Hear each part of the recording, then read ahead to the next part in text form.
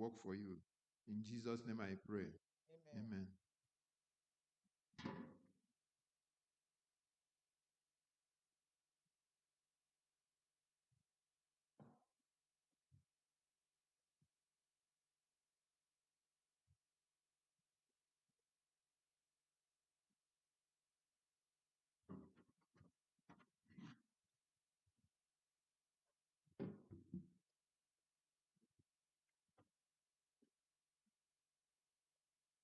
Happy Sabbath. I hope your week was blessed.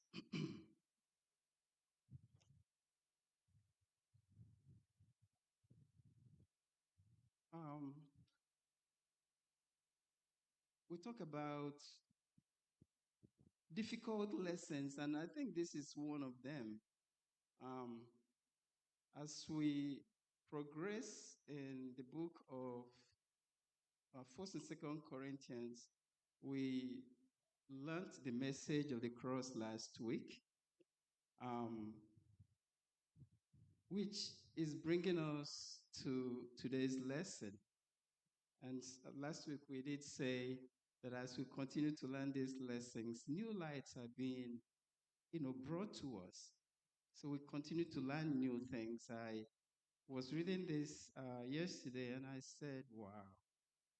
I thought I read this book before, but there are quite, serious things that are coming out of it. Um, in our lesson study today, we saw last week that the cross which was the focus of last week, and still today, we saw that foolishness meant foolishness to those that were wise. And the cross, to those that are being saved, is actually the power of God. That's what we studied last week. And that brings us today, unity in Christ. A very passionate letter that Paul, uh, yes, that's writing to the new believers in Corinth. Personal, passionate, raw uh, letter that he is writing to um, the Christians in Corinth. As the writer of this lesson said, he said that if you bring human beings together, just leave them there for a little while. It's one group that has one purpose. They are supposed to achieve one thing. Very soon, you will start having subgroups out of that group. And that subgroup will have their own method of operation. Um, they will start dividing. And by this time you know it, the center cannot hold together. It's also in the animal kingdom, where you see chimpanzees, a group of them, staying together, and they are walking around, they're doing things, they're grooming each other, they're picking up takes from each other and grooming each other and doing even feeding each other. But very soon you will see that there is a squabble in between. And you will also start seeing negotiations, and they are negotiating, to get along. Um, it is with us today. It's happened in this church in our own eyes, and it's happening at work. It's happening everywhere you see human beings, and that is just the nature. And that's why Paul picked up a very passionate letter after he was reported that, listen, the church you started in Corinth is not together anymore. Everybody is picking a human leader as who they will go for. Memory text in 1 Corinthians chapter 1, verse 10, it says, I appeal to you, brothers, by the name of the Lord Jesus Christ. And that is the key word that I want you to remember today. He's just not appealing to anyone. He's just appealing to the name of the Lord Jesus Christ. And Lord is a key word that all of you agree.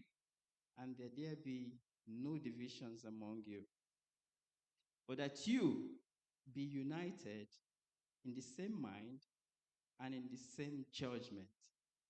So, like I said, if you have a group together, before you know it, it becomes us and them. That appears in that group. So it happened in Corinth, it's happening here, it's happening everywhere you find human beings. So the question is, what happens if the center cannot hold? What happens if the solution is not available? I know if things happen, we go to church board or we look for agreement somehow. We find an agreement in the middle and they say, okay, we agree, but I don't know if everything is erased. If the center is not strong enough, you may do all the agreements you can, but the center has to be strong for that agreement to hold. We will look at how did Paul, what was his suggestion here in trying to solve this problem? So he wrote a letter that contains very, very serious issues: marriage, spiritual gifts, food offered to idols, condition of the dead. Paul did not discuss any of these issues first. He went straight to unity, because what Paul realized is that if the church is not united, how can you even give them doctrine? How would doctrine even make sense to them? So Paul is starting with unity with his church after getting his report. On Sunday, we have problem of cliques. Unfortunately, there are just a few people in the church now, and this lesson will never be referred to anymore.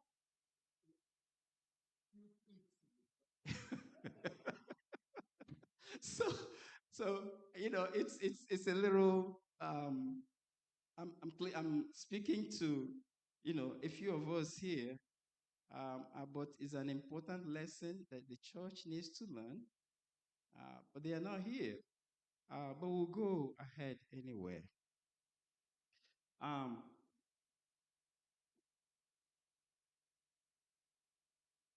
Paul's appeal that there be no divisions among you, but be united in the same mind and judgment. That's what we just read in 1 Corinthians 1:10. It dominates the first 4 chapters. So he's using the 4 first chapters of 1 Corinthians to address this unity. And he is trying to tell them that let there not be any division amongst you. A church he started with so many people in it. Basically all of a sudden is now picking human leaders. And let's look at 1 Corinthians chapter 1 and verses 12 through 17. How does this message help us understand how absurd it is to form cliques around local leaders? 12, right? Yes. Now I say this, that each of you says, I am of Paul, or I am of Apollos, or I am of Cephas, or I am of Christ. Is Christ divided? Was Paul crucified for you? Or were you baptized in the name of Paul? I thank God that I baptized none of you except Crispus and Gaius, lest anyone should say that I had baptized in my own name. 16. Yes, I also baptized the household of Stephanas. Besides, I do not know whether I baptized any other, for Christ did not send me to baptize, but to preach the gospel, not with wisdom of words, lest the cross of Christ should be made of no effect. Thank you. So Paul is telling them, why are you picking Paul? why are you picking Apollos? Why are you picking Cephas, which is Peter? And then there was this other group that said they will follow Christ. And the reason why they are picking Paul is a founding member of the church. He is the one that really went and spoke to them and then was able to convince them. I wish I can speak in Igbo, but I'm sorry.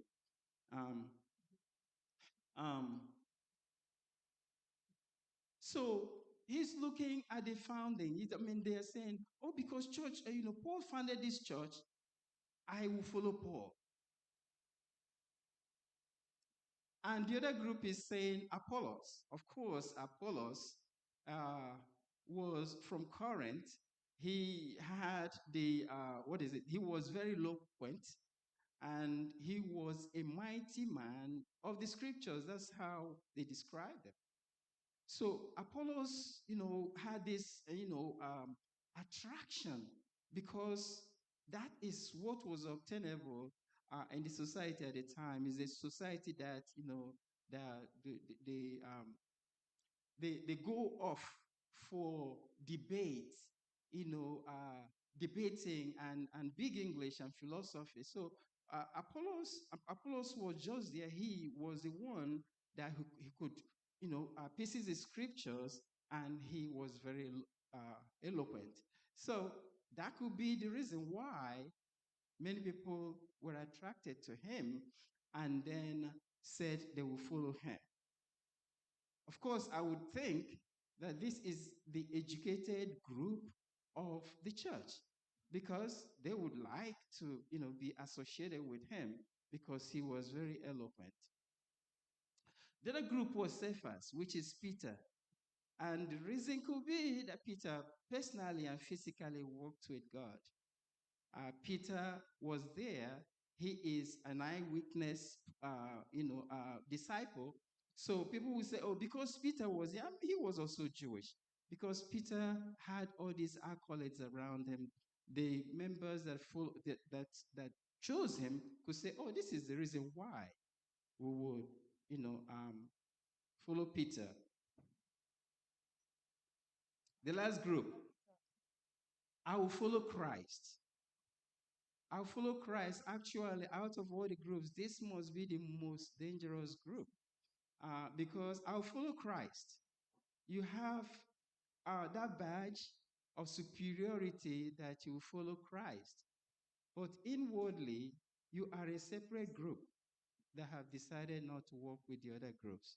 So it's actually the most difficult, the most dangerous group of these separations in the church. So if you look at the whole thing, you see everyone now carrying a badge of superiority. My group is more superior than yours. And because of that, even for Paul, Paul could have, because that group believed that Paul was a founding member, they could have claimed ownership of that church. So you can see that issues came into the church that basically come in the middle and tearing the church apart. Paul used two words to describe what was happening in Corinth. He used the first one that he called schisma. Schisma basically means tearing in the middle. Schism, basically tearing in the middle. If you have a piece of cloth, a fabric that's been torn, in this case, into 4 areas. So everyone has a part, everyone has a part. So they're broken. That fabric is not what it is. It's not a whole fabric anymore because everybody is torn apart. So Paul used that, which actually comes out to mean division. So divided, church is divided. Schism basically means division. The other word he used is eris. Eris, contention. In 1 Corinthians 1:11, it's already split. And then he said that the church is also in contention. Paul went ahead, if you look at Romans chapter 1, verse 29, these words that division is actually associated with words like covetousness, malice, envy, strife, murder. So Paul is grouping division amongst these other things. All of a sudden, we could have just shrugged them away and say, oh, it's nothing. It's just a misunderstanding. But Paul is saying that these words are serious words and they are actually divisions. They are diseases in the church. For the other word, eris, Paul is also associating them with hatred, jealousy, selfishness, selfish ambitions. So these are serious words that we can see in Romans 129, Romans 13:13. Maybe we can just can we just read them, Sister Vicky? Romans chapter 1:29. Being filled with all unrighteousness, Yes. sexual immorality, wickedness, covetousness, maliciousness, full of envy, murder, strife, deceit, evil mindedness. They are whisperers. Yes. Paul is putting that division in that group, compounding it. Let's look at Galatians 5:20 also.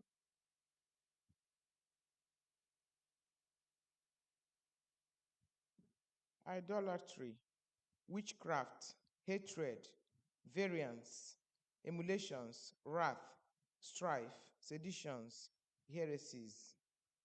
Yes.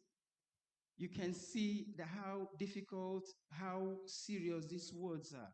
But Paul is putting strife amongst these difficult words that we just read, and then we shrug our shoulders. But Paul is adding that strife in there. A prolonged strife in the church, anywhere you find it, might lead to something that you never expected. So Paul is saying that this is a big sin, and we cannot just shrug over it and then overlook it because the problem is not solved. So why does this matter today? It matters because if we don't take divisions in the church or anywhere seriously, then we will end up getting divided completely, and Christ will not be in our midst. So it reveals how serious heaven takes these issues when we just have to shrug them over and then get rid of them and say that it doesn't matter. So personality clashes, matter especially in the church. I don't know if anyone has anything to add so far. Onye ozizi. Yes. From Hedeka on Yama division, and they are so deep. Ohibara na ajiji mabro enwe ọgbakọ nwee association aga na inwe ha njikọtara constitution doctrine onye ọbụla ga-ekwere kọtara kemgbe time ime. Why did they allow it ya bịa dị so grievous ka ụkpaka na onwekwa mmeta? A notice for your time, or I don't know.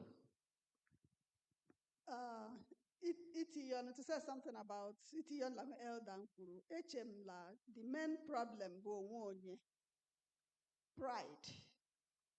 Kem kama ewetago onye aba mpako nke ime anyị ma hafe hụta ịdị mma ndị n'ime gị nke ime iwuli nzukọ elu komo kama ahụghị iro komo kama akpọghị asị ma adọke. Be precise. Okay. But the young one, hold on. Yeah, no, Mike longer.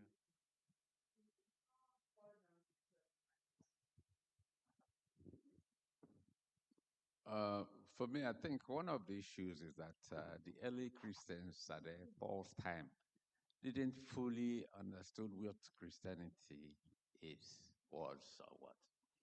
So they were looking at some of these philosophers like Apollos, Paul, Peter. So they were looking at them instead of looking at the cross, instead of looking at Jesus. They don't know that the center of everything is Jesus, not those their leaders in those groups. They centered on the leaders instead of on Christ. And that is what Paul was addressing, that it's not about individual leaders, it is about Christ. Okay, yes. Let me ask you this. I don't know. I would have liked us to even ponder on verse 28 of Romans 1. Why did God, he said, and even as they did not like to retain God in their knowledge, God gave them over to a reprobate mind. Why did he? Did he see that enwewo mmeta because of he akera olimo obiwo? Is it why God turned them over, or that he has seen that they cannot repent? I want to know too. Are you talking about the church in Corinth? Oh, talking about this church today. Huh? Are you talking about the church in Corinth? Yes, because if you, instead of 29, you start reading from 28 or 27 to get a little background. If you read 27 too, it tells you about men and women, men going with men and doing illicit things, and the women going with women. Those are the kind of things. After that, God had to turn them over to a reprobate mind. Does it mean they can't go forward? They can't change? Has he seen something in them? Yes, we'll get to solutions. I don't think we're there yet. We will look at what Paul did to correct the issue in Corinth, and we're trying to get there. But in our church today, in our local church, what do you think?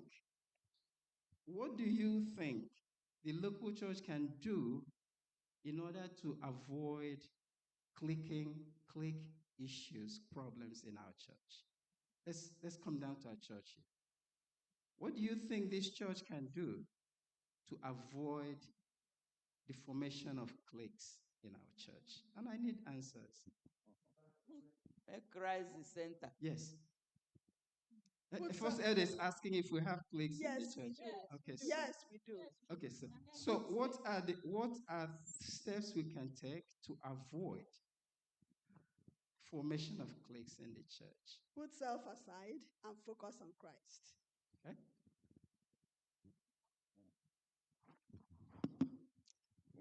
We have experience of cliques in the church, and I think it's still today. First Igbo have suffered the consequences of cliques. When Onkwe was here, some of us focused on Onkwe, and Onkwa Pastor Onkwe divided this church. And we are still suffering it today. I think the problem is unrepented minds and unconverted Christians who focus on people and friends instead of focusing on Christ himself. Okay. Any other answer? Yes. I think that this lesson also gave the answer for this question. Okay. When we are spiritually immature, when we have passed the stage of drinking milk and we should be eating meat, we're still drinking the milk instead of swallowing gare, like my friend is saying at the back. Then we have missed the mark. Everything points to the cross. There is really nothing wrong with people being friends and being close to each other, looking like a clique. But in the church of God, it's all about Christ and the cross. You should see that person you love so much as you see the next person. And unfortunately, in our church, in churches these days, cliques is seen and it is allowed. And the people are even fighting to get into the cliques. And it has messed up the church of God. And this is a place where we come and be humbled. The boldness and the alacrity of the clicking in the church of God should be disallowed. Management sees it, they are part of the clique. It is outrageous. I know that this lesson is not just ordinary. Even the last one we studied, we should all start turning around. You can change your own self, but you can't change somebody else. So if I decide that I'm not going to be a part of this clique, and you say the same, and you say the same, things are going to be okay. But it's right here from leadership to the bottom. When you watch the way we do things and the things that are allowed here, I am not exempting myself. Oh, we need to change. The clicking is worse here than it was in the current place. Thank you, Sister Ozichi. The reason why I'm asking this question is it's a waste of time. Learning these lessons, if we can talk about us and then look for ways to start solving issues we have in our own church. The current church is gone and past, but this is left for us, for us to learn and see if the Holy Spirit can help us to start changing. So overcoming division in this church, we can start by taking division seriously, like she said. That is one step. We look at how leaders in the church are chosen at every time, who gets to feel that they belong in the church operations, who is invited to the decision making of the church. You can be in the church and just come every Sabbath and you are not part of it. And you're not even, I remember in those days I'll go to my church, the first church I went to in this church, and every Sabbath I'll go there and they will say, oh, visitor, oh, visitor. So for years that I went there, was it up to a year? I don't know. But I was always a visitor. So that is what I'm saying here. So that clicking here, starting from the top to the bottom, is what needs to be addressed. And that's why we had the issues we had in the beginning. So anyway, those are the issues. We need to identify division in the church, that they are actually divisions, and before we can start, taking care of them. So on Monday, if division is a disease, what exactly is the cure? Paul is looking at Monday and he said, centered on Jesus. 1 Corinthians 1:10 that we read already, he is begging them. He is begging the Corinthians to, in the name of our Lord Jesus Christ. So what he's doing here is that he's telling them that there is no other center. There's only one center. For you to start solving the problem of clicking in the church, everybody has to be recentered to the middle. And that's what Paul is recommending. There is no way you can sign agreements and then say, oh, this solves the problem.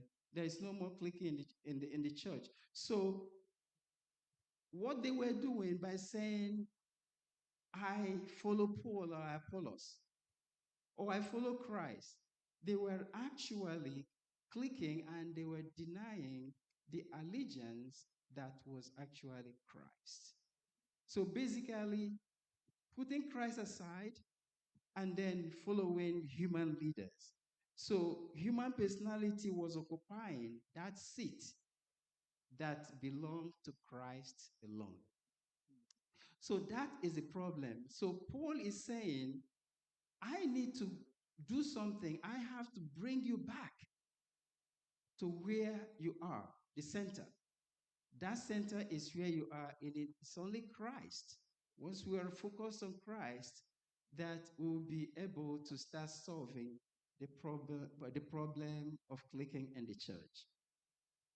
I don't know if anyone has anything to add. Paul is saying that God called us into the fellowship of his Son, our Lord Jesus Christ, and we must be centered on him.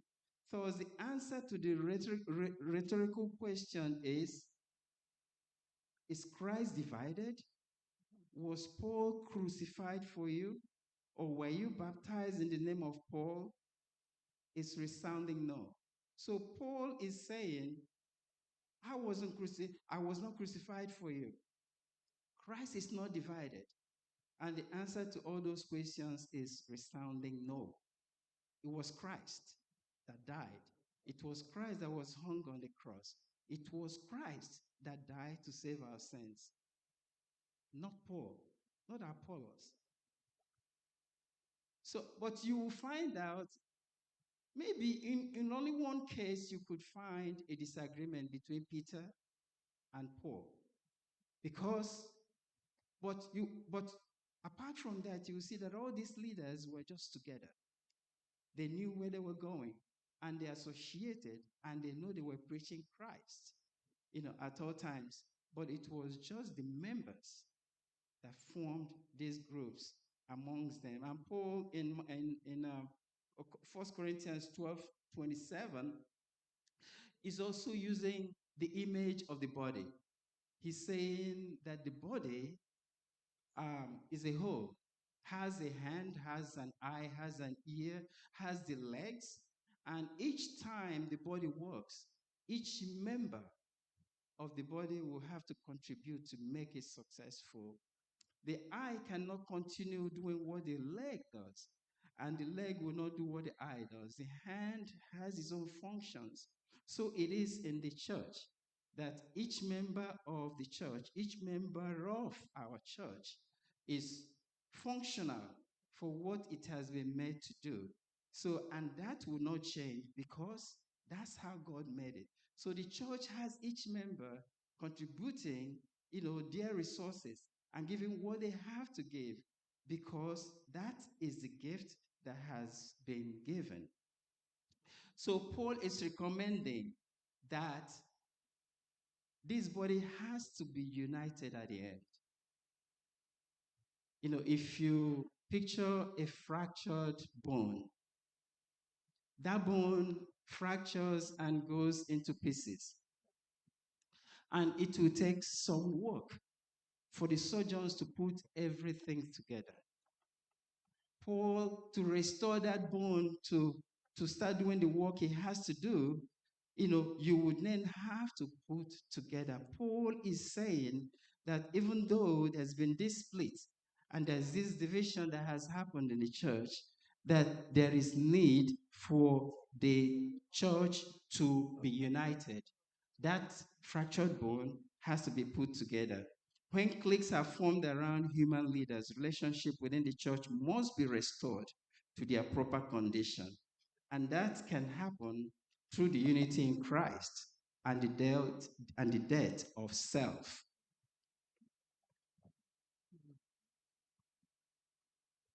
So basically, that's the solution that Paul is giving here.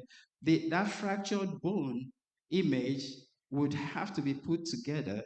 And Paul is saying there is no way you can do it without uniting, bringing everybody again back to the center. And that is Christ. We have to understand that he is in the middle and he is the only one that is strong enough to bring the fractured parts together.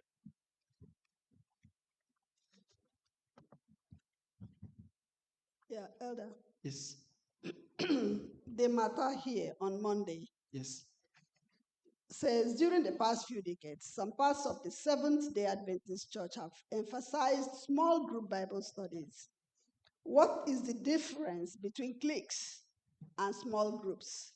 How can we be careful that small groups do not turn into cliques? I see or I notice that some of our pastors that are up there have ministries. Ministries, I mean, houses or buildings erected with pews that people gather there. And they have their own prayer days, prayer times, I mean, ministries. Just like Doug Batchelor has Amazing Facts. So, what are these to Seventh-day Adventist churches? I can set up a ministry, and if you like it, you'll be coming to me. Elder will be coming to me. So, when you are coming to me in that my small group or whatever ministry I call it, your time to this mother church is divided. How do we see that in our churches today? Well, the small group issue is the question we'll ask is it a private club or is it centered on Christ? The solution we are looking here is bringing everyone to the middle, which is Christ.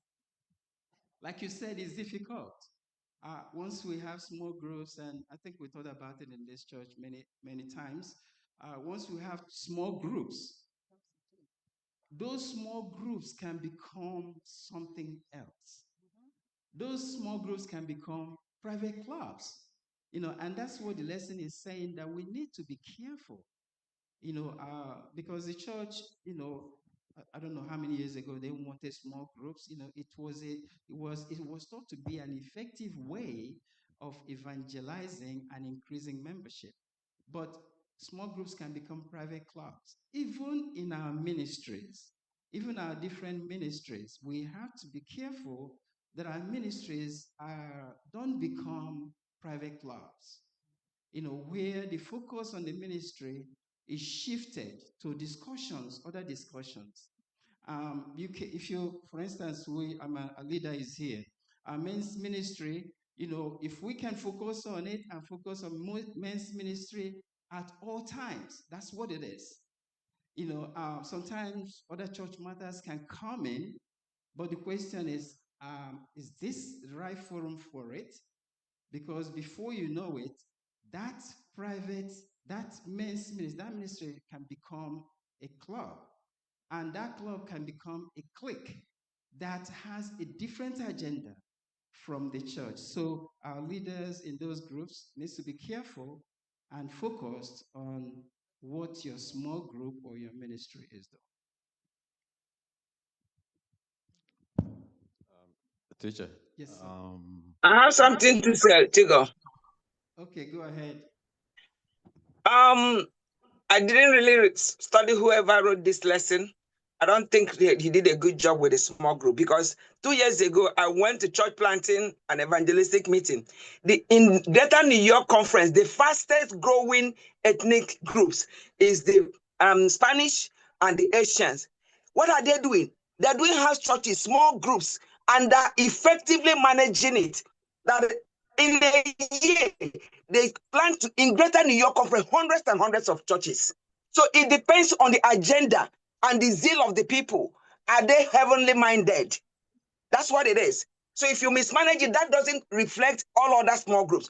Small groups to death. That is possible. It's a biblical concept. Small groups, house churches, and that's what it is. And in this church, when I first came, you guys tried it. We used to have a Bible study in Dev's house, this person's house, Devlin's house, and all that, and it did very well. But the agenda matters a lot. Thank you. Thank you so much. Teacher, if you look at this matter, it says what's the big difference between cliques and small groups. The writer of this lesson is not discouraging small groups as long as it is Christ-centered.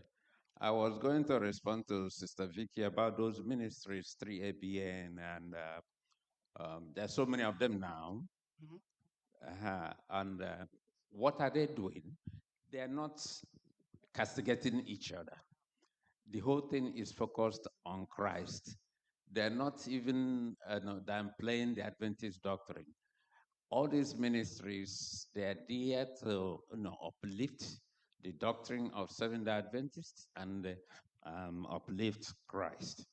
So, how do you know? How do you identify cliques? Cliques are not Christ-centered. Cliques are built around their leaders, which is not Christ. In fact, we have groups here. Our different classes are groups. And what are we doing on 13th Sabbath day? We contribute money to uplift what we're doing here in the church. Groups are not completely, castigated. Thank you. Thank you. Any other suggestion? Any contribution? Okay, so if we don't have, like Sister Dema said and Elder Enya said, groups are not bad, but the question is, who is the focus of your group? We have to be careful. Back home, there are groups. They call it ministries. Right. And I'll tell you about this one. It's right? Right. These are led by pastors. I mean, what is happening now? Our pastors. Yes. Okay, thank you so much. Let's go to Tuesday as we look at wisdom and maturity. The note in front there says, by and large, cliques result from too high view of human leaders. This is very threatening to the unity of the church and to the members' spiritual health. For the distorted view of Christian ministry may lead to church to give excessive importance to certain leaders or to the detriment of others. So the consequence of such behavior is an atmosphere of competition which can split the church.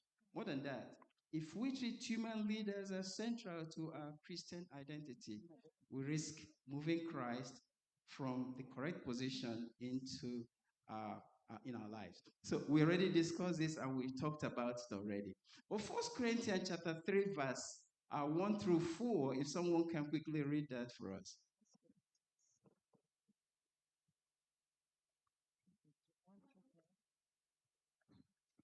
And I, brethren, could not speak unto you as unto spiritual, but as unto carnal, even as unto babes in Christ. I have fed you with milk and not with meat, for hitherto ye were not able to bear it, neither yet now are you able. For ye are yet carnal. For whereas there is among you envying and strife and divisions, are ye not carnal and walk as man? For while one said, I am of Paul, and another, I am of Apollos, are ye not carnal? Wow. What is the definition of carnal? Living in the flesh. Living in the flesh. You're looking at a human leader. You're choosing a human leader over the Lord God that created us. So they are carnal. They are looking at their environment, but behind them is actually Christ. So Paul is saying that he gave them milk. If you have a new baby and you start giving the baby bagel, bread, I'm swallow. But that baby that you are feeding a slice of bread or bagel is not able to break it down.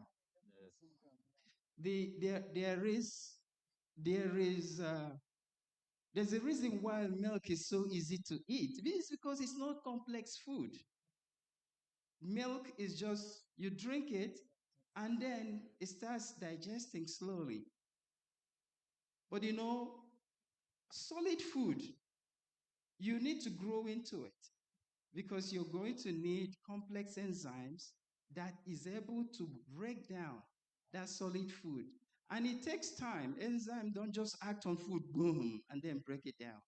It takes time, for that food to be broken down, into little pieces and then get assimilated and be used. So Paul is telling them, I'm just giving you milk. But up till now, you are still drinking milk. Just imagine if you had a baby and then baby grows to 15 years and you're still giving baby milk. That baby is not growing. And that's what Paul is complaining about. Because if you were actually growing, you had the ability to grow, you would not be using Apollos as your leader. You will not be saying that Paul is your leader. So you are not there, and up till now, you are not there yet. So my question is, Paul founded a church and he left them, they were not ready. How do you, I don't know, did he think that if I leave them, they were going to grow into that maturity that is needed? I don't know. It's a question we have. Yes, go ahead, Uzi. What I want to say is this analogy or illustration that I just read is just speaking to all of us directly. We've been doing prayer 9 a.m., 9 p.m. Every time there is a ministry that is going to men ministry, women ministry, prayer starts again for that week. What are we? Isn't that the milk we have drank? We have drank and drank and drank. I don't have any excuse. I don't think you guys also have excuse that up till now that we don't know Christ and that we don't know what the focus is. This is what he is saying. We are grown enough now to be able to stand firm and see our salvation come true. We are now grown enough. We have been fed a lot in this church. There is no preacher that has not come here. So we have no excuse. What he's trying to remind these people is that you guys are not growing. And he's telling me and us today that we are not growing. We have had enough to make heaven. What are we doing with it? We're playing around, doing our own thing. We are not mature spiritually. That is the truth. Some can call it half conversion, but we as leaders can now be the example that we want in others and be the example that people want to see. That's what I think. This is telling us that we need to grow up. When we leave what we need to do that is right and be doing other things, we are drinking milk. We are not spiritually mature. There are suggestions on how to grow up. And the solid food that's been referred to here, what do you think it is? It is the daily activities we do. It is our actions. It is how we handle issues. It is how we respond when we have been tickled. It is how, we ask the Holy Spirit to lead everything. That is solid food.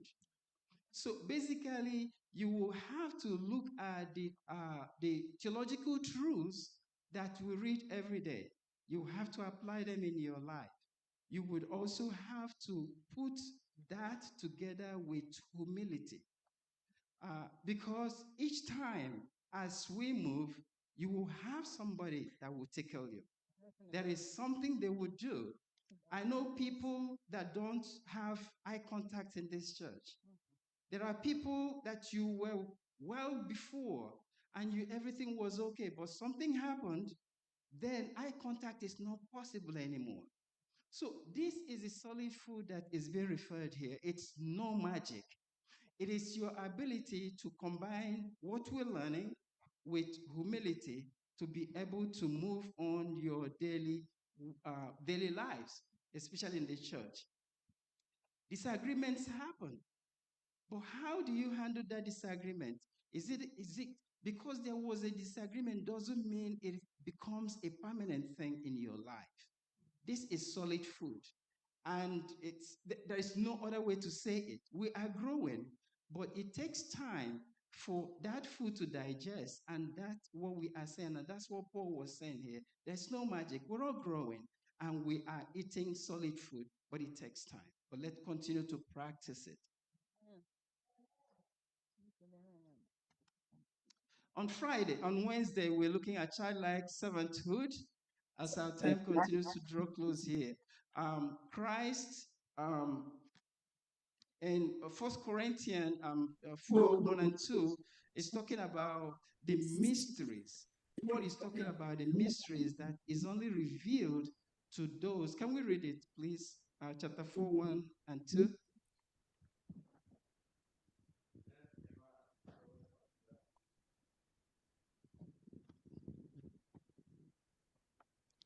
Let a man so consider us as servants of Christ and stewards of the ministries of God. Moreover, it is required in stewards that one found faithful. Stewards of the mysteries of God. Paul is saying we are stewards of the mysteries of God. If you are not there, if you are in the world, if you're voting for Apollos or voting, you do not have the mysteries of God, which is only revealed to those, the truths are revealed only to those that are in the middle, those who are worshiping God in truth and in spirit. Paul hints that cliques result from a lack of spiritual maturity. However, before addressing this topic, he affirms we have the mind of Christ. This phrase likely refers to Christ's way of thinking and acting. In other words, the believer has the mind of Christ when he thinks and acts like Christ. But the writer is also saying practicing this matter on a daily basis is difficult. So in the Greco-Roman world, there was much of competition, political figures, philosophers, thinkers, religious leaders. The longing for cultural approval apparently led the church in Corinth to follow secular standards. Is it happening in our church today? Approval of cultural things, traditional things, eventually, and in this case, it becomes difficult to teach this lesson when we know that it applies to us in very serious ways. You can think about something from Monday to Thursday or Friday, but it's difficult for you to drop it at the door before walking in here. And that's just the difficulty in this, whole thing. So Paul is saying that approval, political, Greco, thinkers, religious leaders, approval, was much sought in the current world at the time. And because of that came into the church, and we saw those that wanted to follow Apollos. It was because he was eloquent and he was able to speak and then break words. And then he was also spiritually and biblical, deep. So we have to be careful. And, to me, to carry one in one hand and then carry spirituality in the other hand, and you just mix up everything, I don't know what the result is. But I know you are not in the middle because you have one here and you have the other here, and everything is all mixed up. We have to be careful about that. Philippians chapter 2, 5 through 8 is telling us about how Christ made himself of no reputation. He took the form of a bond servant. He humbled himself and he became obedient to the point of death. That is Christ-like servanthood. What Paul is telling us here is that in our ministries, wherever we are, that is what Christ is demanding from us. That Christ-like servitude. And dying for others and giving to others, and then continue to sacrifice for the good of others. So it requires dying to self and to selfish ambitions and seeking instead to bless others above ourselves. This is still work in progress. We are all trying to see how we can help and then continue to digest this solid food. Our stewardship, our ministries, our work that we are given is telling us that we are stewards. Whatever we do in the church, if you sing very well, if you preach very well, God has just given you that. By the time you think that that ministry that you have it becomes yours, then you are no more a steward. A steward is someone that has been given something to take care of it. It's not yours. My ministry is not mine. God gave it to me. And once I start getting on top of my head and I start claiming ownership, then we are no more stewards. And that's actually infringement in Corinth. You are going against, you have the key, you are supposed to manage something, you manage it properly, but don't claim it. We have to make sure that we are managing what has been given to us.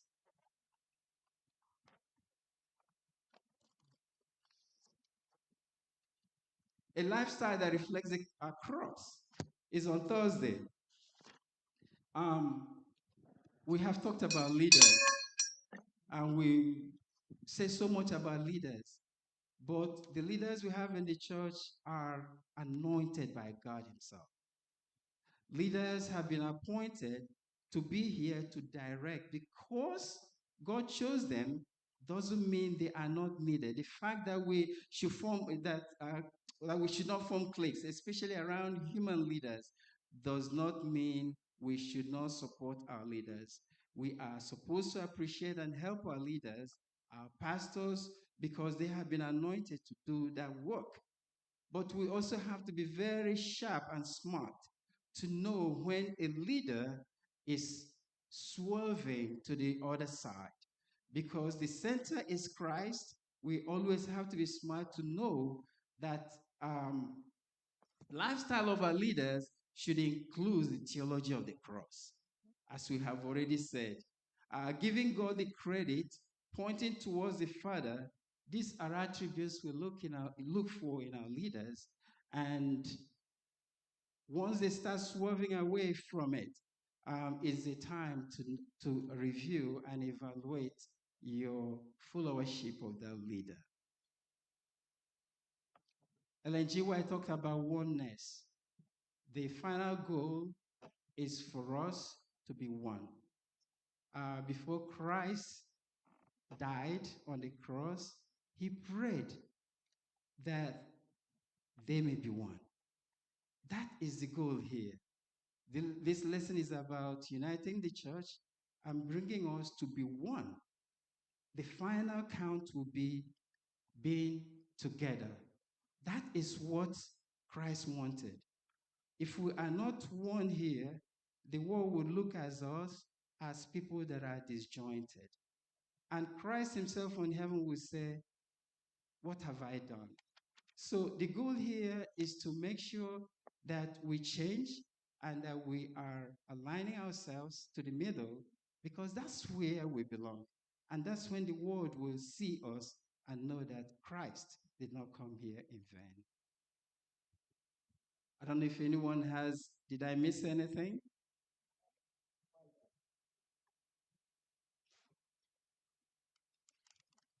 May the Lord continue to strengthen us. Yes.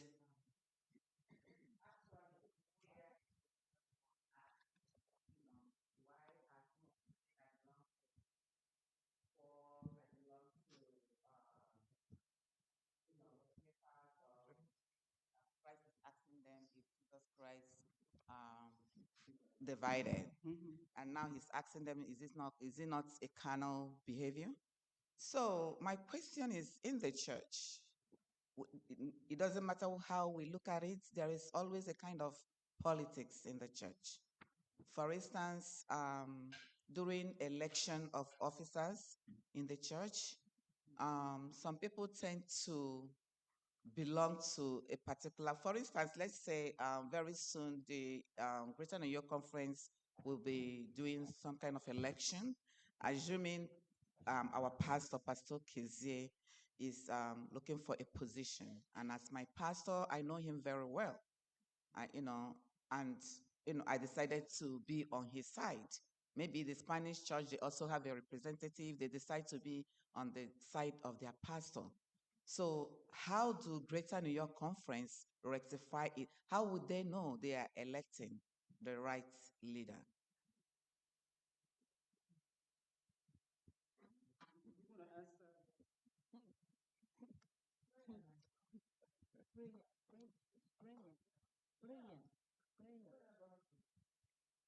Yeah, I think in terms of election, there are processes, there are, acceptable way that they follow. And we do it here too. At times it could be open one or secret ballots. So there are processes to follow. Those things are done by faith. I know that politics comes into it. There's no way you rule that out. But we do these things by faith. That's what I want to say. And there are processes to follow during election. Either you do by secret ballot or you do open ballot. And everybody will accept to that. So that's what how I want to respond to it. Sister Olebri is a delegate to the. Excuse me. If I Teacher, must say something. if I want to ask something, it is natural to vote for somebody you know because you know he is going to do a good job because you know him. But there are other people who doesn't know him. They will also like to vote for the people they know, people they believe in. But the thing is this, when we go there, we pray. If you cast the vote and it happens somebody else wins, that is not your choice. You have to accept that as that's the way God wants it, not to fight about it. That's why we pray before we do those things. Yes. The summary of it all. You see, the problem we have in the church is that very many of us in the church are not converted yet. If we are truly converted, we will know how to follow this. Just watch at the time when they want to do elections. You see, they start forming cliques. And now they say, we vote for this person, we vote for this person. You know that campaign. You see, some of the campaigns at times leads to something more dangerous. Like the one that happened in Port Harcourt sometime. They had to send for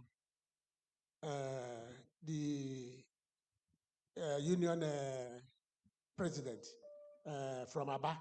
He came down, to take care of the situation. And everybody was, all the people that were vying, everybody were just thrown aside. Why is that so? Because we are not truly converted. Jesus told Nicodemus, he said, except a man be converted, except you are converted, you can never smell the kingdom of God. And so many people are in the church, they think they are converted because they've been going to church. Not everybody in the church, as we are here now, not everybody here is converted. Not everybody here is born again. You see, except you be converted, you never smell the kingdom of God. And that is why the clique will always remain. You see, the groups, they have good intentions, quite all right. But that clique have personal intentions. It is there because they're not converted. And the one thing that can be done to help this is, in most of the messages, let it be messages that will reflect, true conversion.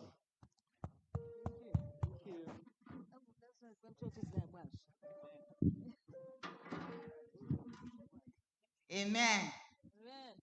Maybe I church to know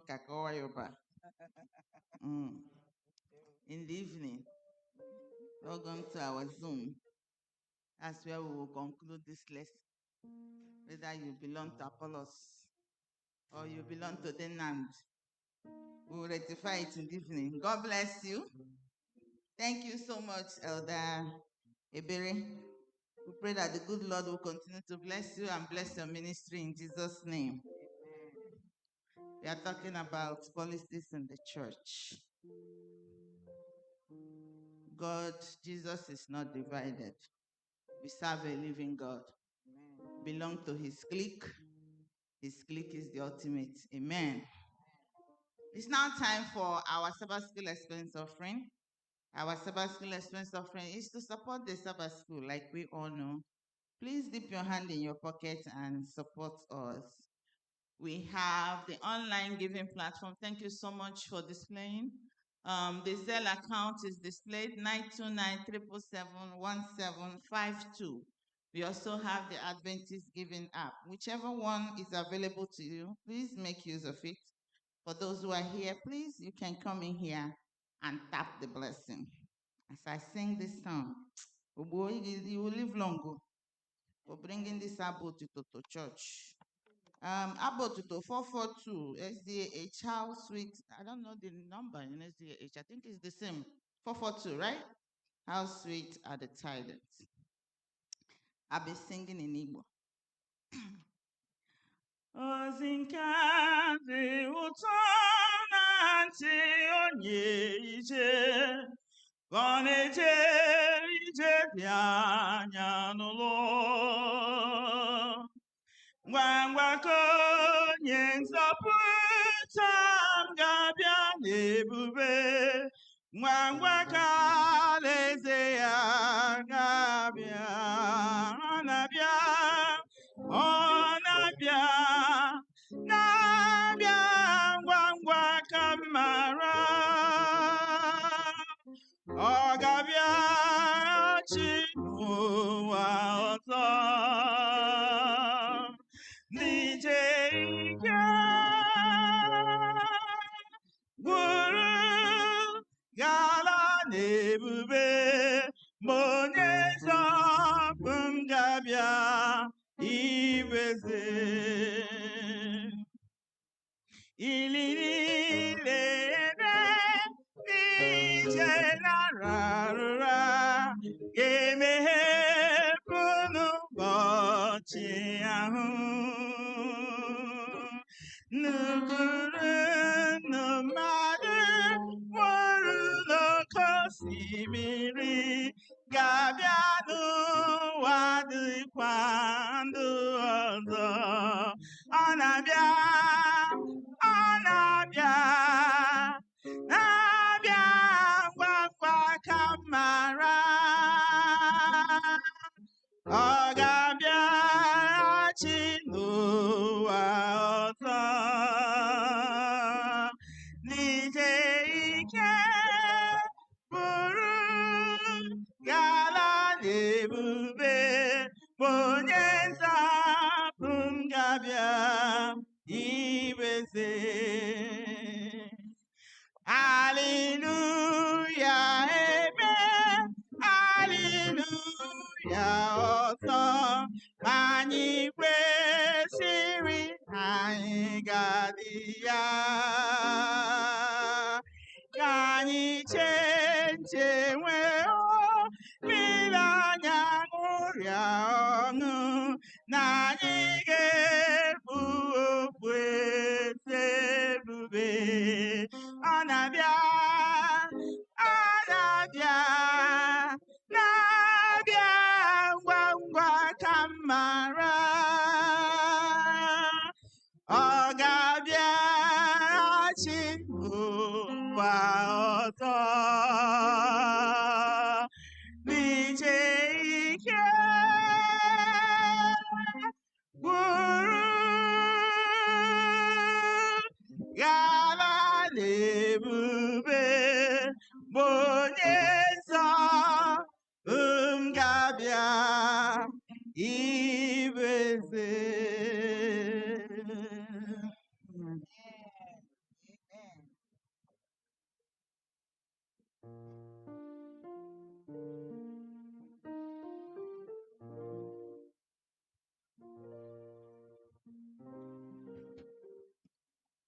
Amen.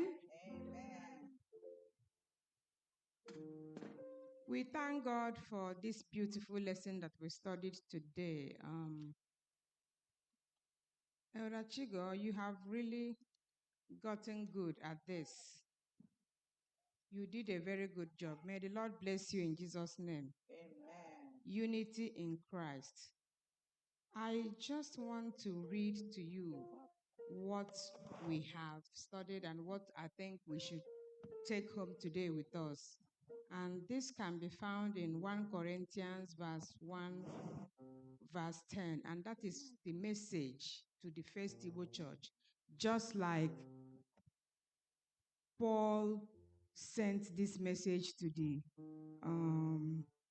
Corinthians, the same message I'm sending to you and I'm sending to myself today. It says, "Now I beseech you, brethren, by the name of our Lord Jesus Christ, that ye all speak the same thing, and that there be no divisions among you, but that ye be perfectly joined together in the same mind and in the same judgment." Amen.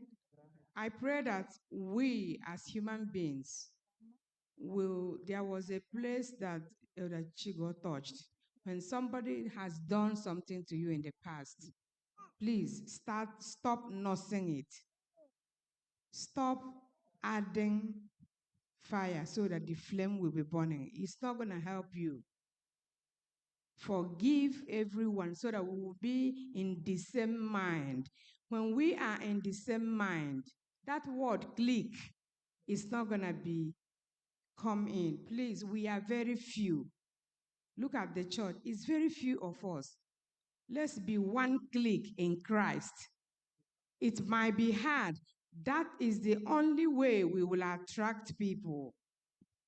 That's the only way that Christ wants to see us, as one in Christ. Let this mind, which was in Christ Jesus, be in you, who did not consider it robbery. Don't think, echelala, one thing I'm major, ga bahare, da hog ya gerade make love weakness on your side. No, it's not. It's strength. So let this mind be in all of us. If we are claiming Christ, the cross, let us do it practically. Love everybody like Christ loved. Thank you. Amen. This lesson is going to take us to next week, lesson number 4. And it says, sin in the church. La church was sin. Wow. The memory text will be from 1 Corinthians 6. Sin in the church is not good, though. It's not good. Sinning outside is very bad. And when it's done in the church, that's even worse. It says here, 1 Corinthians 6, 19 and 20. Do you not know that your bodies are temples of the Holy Spirit, who is in you, whom you have received from God? You are not your own. You were bought. You were bought at a price. Therefore, honor God with your bodies. Amen? Amen. If God tarries, we will be here next Saturday worshiping together. Same station, just like my sister God. May the Lord bless us in Jesus' name. Amen. Amen.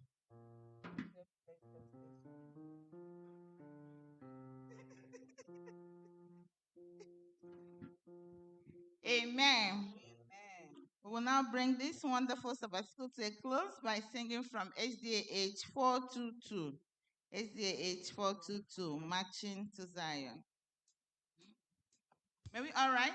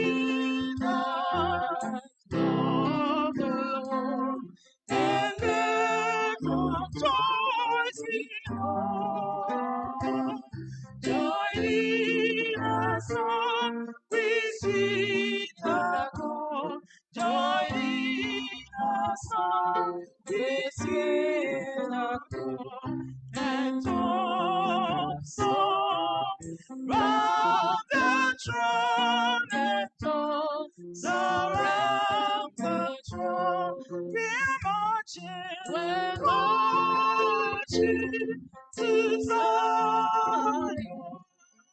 Beautiful, beautiful Zion. We're marching upward to Zion.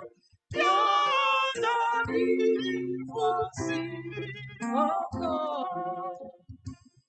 Let us lead you to sing who never knew our God. The children of the heavenly King, the children of the heavenly King, may sing their joys abroad, let's be their joys abroad. We are marching, we're marching to Zion. Beautiful, beautiful Zion. We're marching upward to Zion. Yonder beautiful city of God.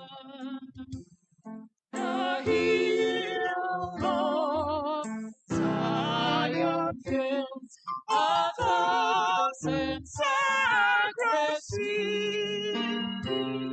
Before we reach the heavenly fields, before we reach the heavenly fields, oh, the God is free, the God is free.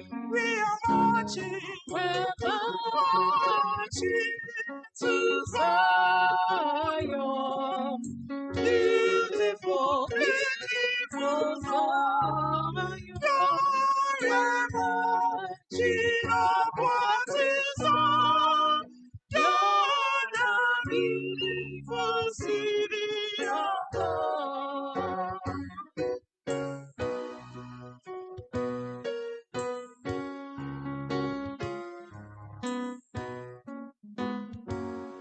Then let the songs abound, and every chariot run. We're marching through Emmanuel's ground. We're marching through Emmanuel's ground to farewell walls on high, to farewell walls on high. We're marching to Zion. Beautiful, beautiful Zion. We're marching upward to Zion. Yonder beautiful city of God.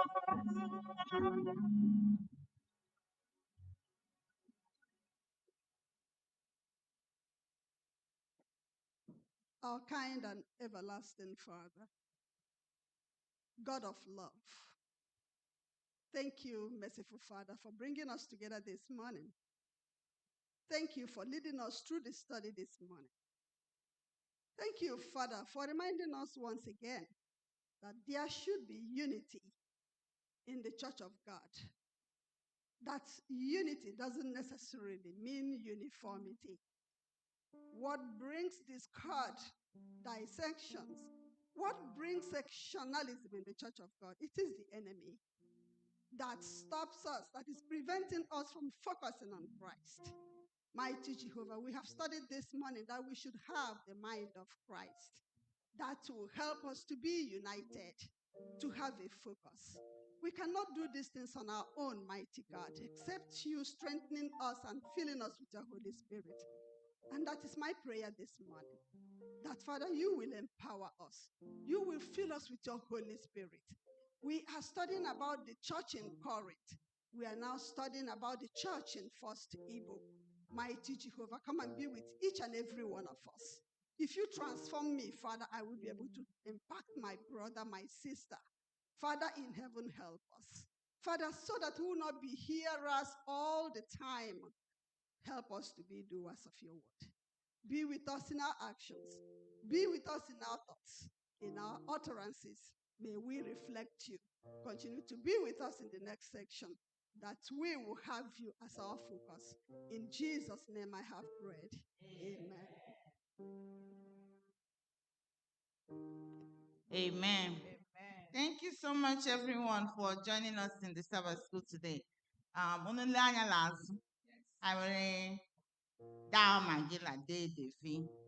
in our midst today. They traveled to Nigeria and they are back here safe and sound. We thank God on behalf of the Sabbath School and on behalf of everybody here. We welcome you, Damagi and Dedefi. God bless you. Do you want to stand up and say hi to the church?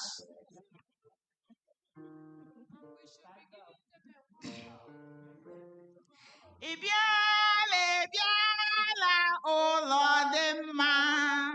Ibiala, Ibiala, oh Lord, ma. Obi di muti kele, obi di muti hogi, Ibiala, Ibiala, oh Lord, ma. Obi di muti kele, Amen. Amen. Yeah, that's my clique. That's my clique right there. Amen. Thank you so much, everyone. Amen. All right. The next week lesson has been introduced, and I just want to one house, please. Can we settle down? We're still in the Sabbath school. All right. Thank you so much. Our next week lesson has been introduced, and I just want to remind you, if you have not gotten your Sabbath School quarterlies, so please meet at Nnamdi Uriak for a copy. We still have some copies to give out. I pray that the Lord will be with you. You have one take home today.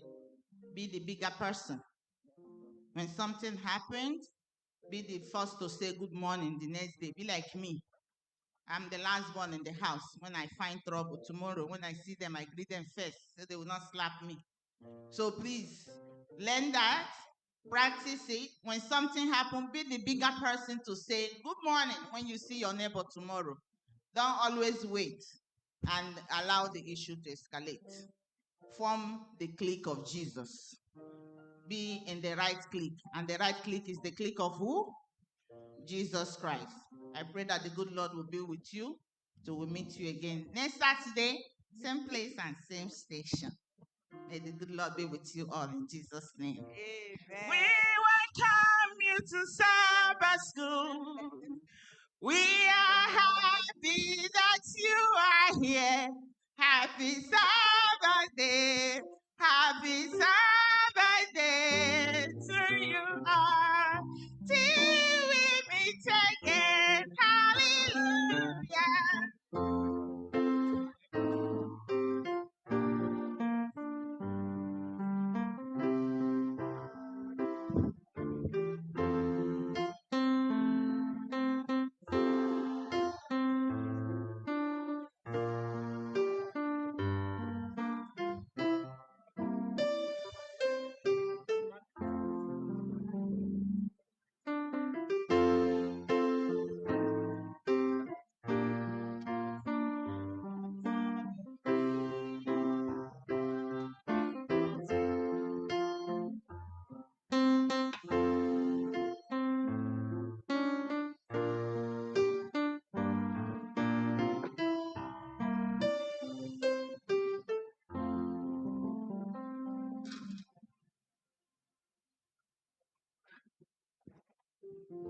Amen. Happy Sabbath. Good morning, everyone. Happy Sabbath. Good morning. Are we happy to be in the house of the Lord? Yes. Let us be in the mood to sing praises to God while we wait on the divine service.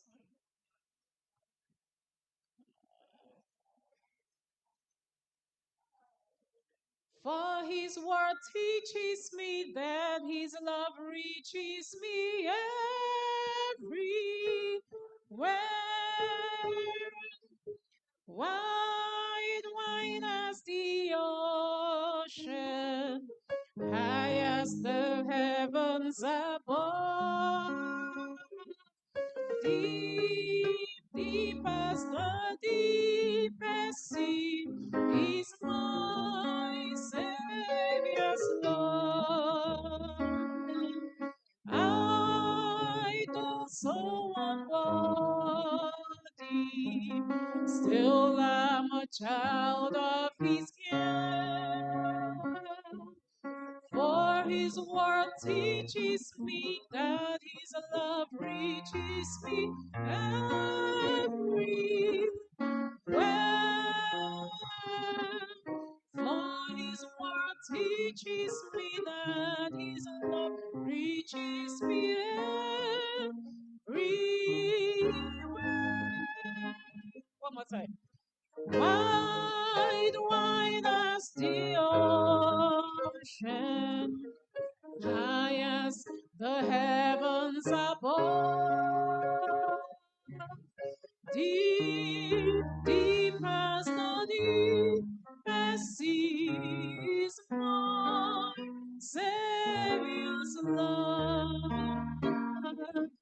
I go so unworthy, still am a child of His care. For his word teaches me that his love reaches me everywhere.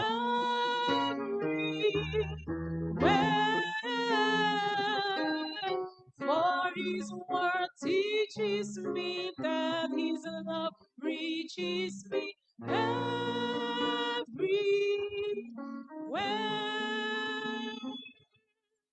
For his word teaches me that his love reaches me everywhere.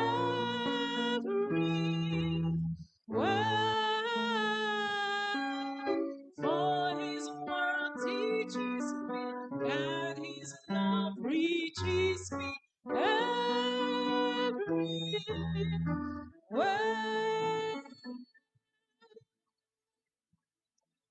Amen.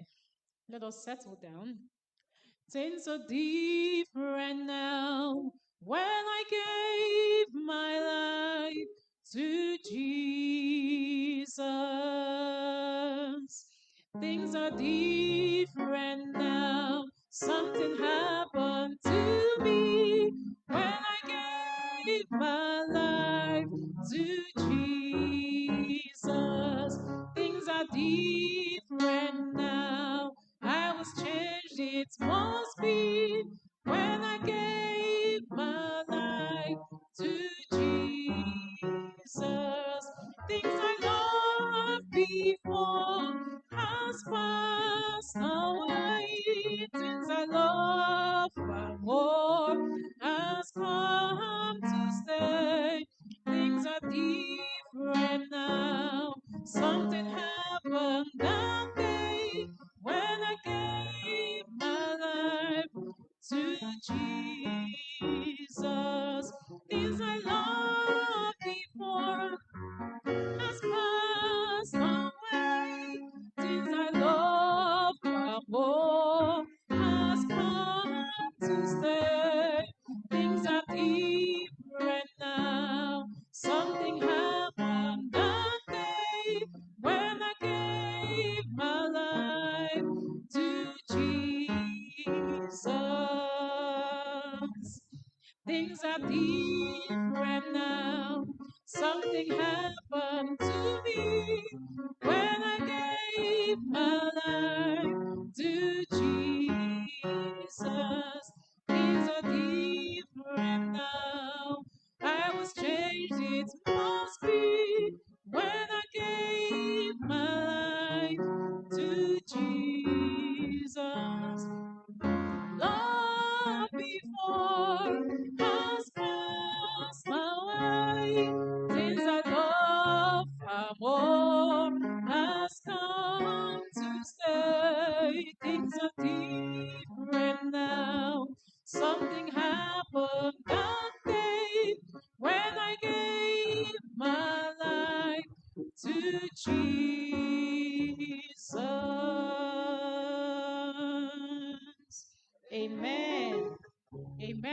Give us one number.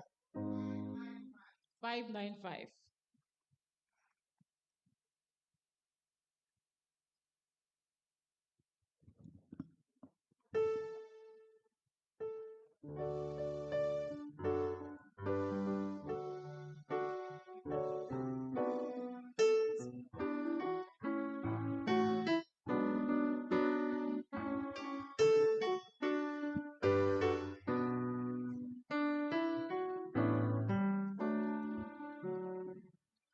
Let every lamp be burning bright, the darkest hour is nearing, the darkest hour of earth's night before the Lord's appearing. Then trim your lamps, my brethren, then trim your lamps with godly fear. The Master's coming, draw it near, let every lamp be burning. Though thousands turn his slumber on, the last great message warning, to rest early, in faith upon his promise of returning.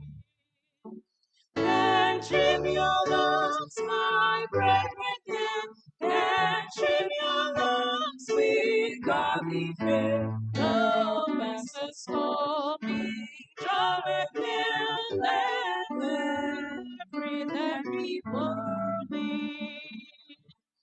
And the lamp is through the guide, we cannot be mistaken. Though dangers rise on every side, we shall not be forsaken. Then trim your lamps, my brethren dear, then trim your lamps with godly fear. The Master's coming, draw it near, let every lamp be burning.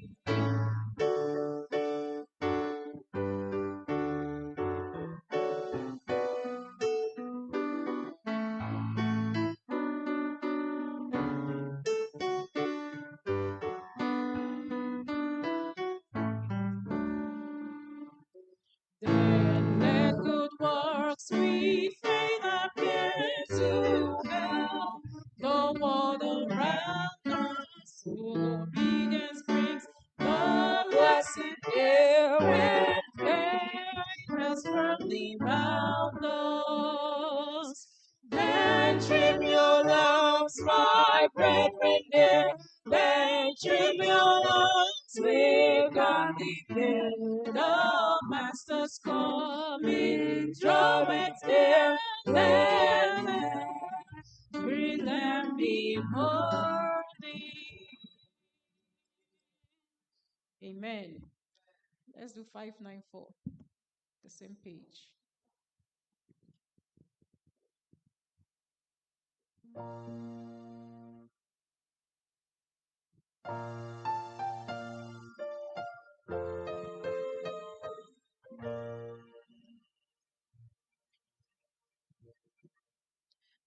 Herald the kingdom, oh why dost thou slumber? Why art thou sleeping so near thy blessed home? Wake thee, arouse thee, and guard on thy number. Speed for the moments are hurrying on. Herald the kingdom, say why dost thou linger? How canst thy tarry inside of the prize? Open the door, the Savior is coming. Haste to receive him this hope in the sky. Earth's mighty nations in strife and commotion tremble with terror and sing in dismay. Listen, it's not for the child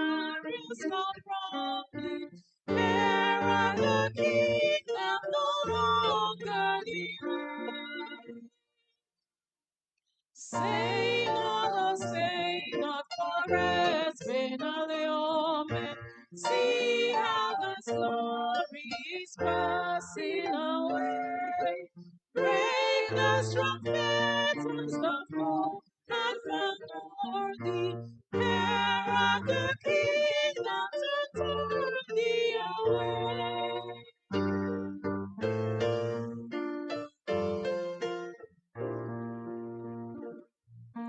Keep the eye single ahead of what lifted. Watch for the glory of God's coming King.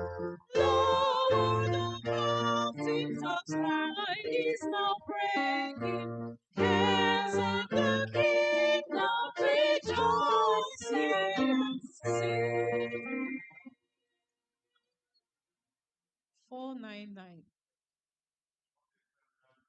What a friend we have in Jesus.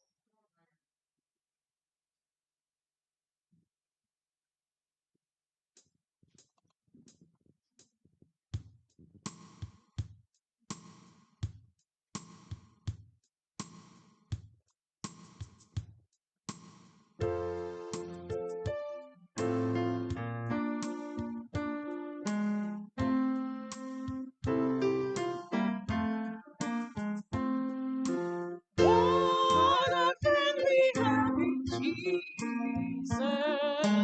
All our sins and griefs to bear. What a privilege to carry everything to God in prayer. Oh, what peace we often forfeit. Oh, what goodness may we bear. Oh, because we do not carry everything to God in prayer. Have we trials and temptations? Is there trouble anywhere? We should never be discouraged. Take it to the Lord in prayer. Can we find a friend so faithful, who in all our sorrows share? Jesus knows our every weakness.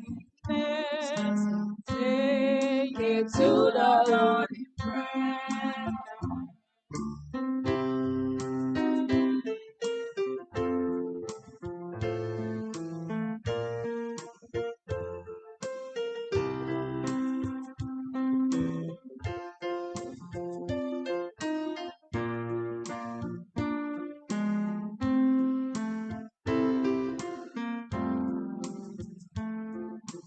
Oh, we read and heavy of the King and all of care. Precious Savior, seals our rescue. Take it to the Lord in prayer. To thy praises fast forsake thee. Take it to the Lord in prayer. In his arms he'll take and share thee. Thou wilt find our solace there. Amen. 341. 341.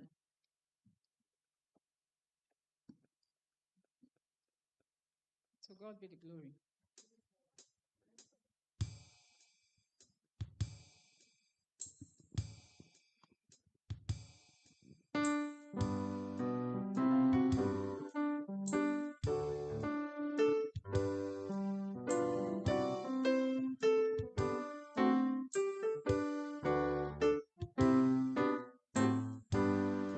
To God be the glory, great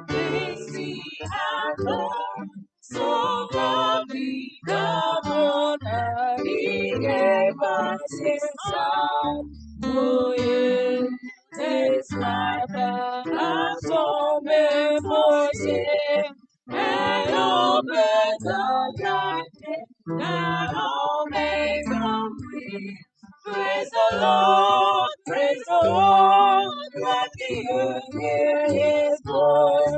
Praise the Lord, let the people rejoice. So come to the Father through Jesus the Son, and give him the glory, great things he has done.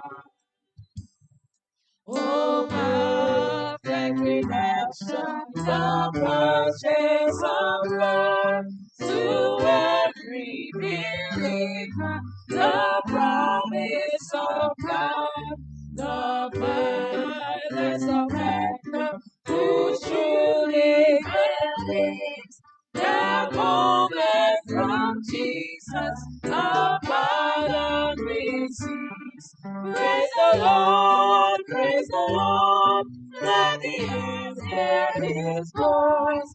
Praise the Lord, let the people rejoice. So come to the Father through Jesus the Son, and give him the glory, great things he has done.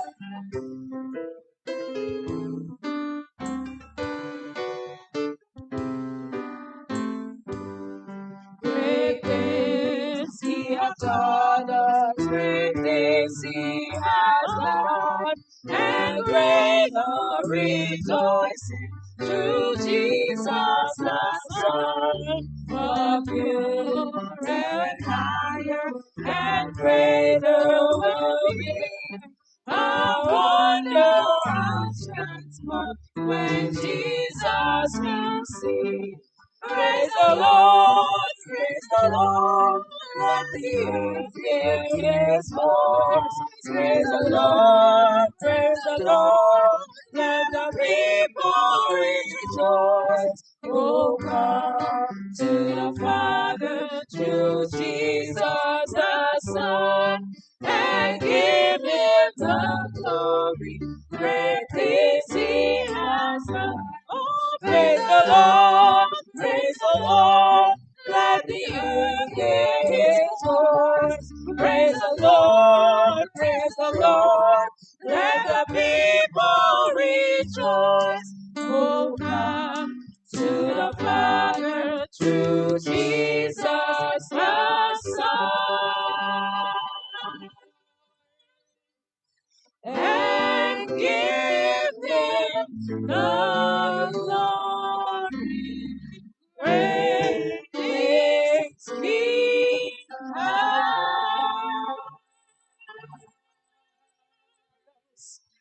done.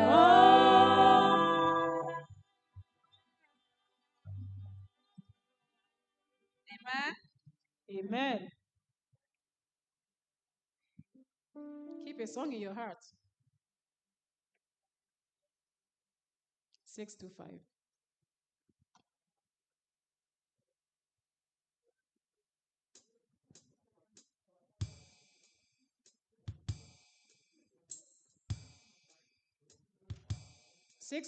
Higher ground.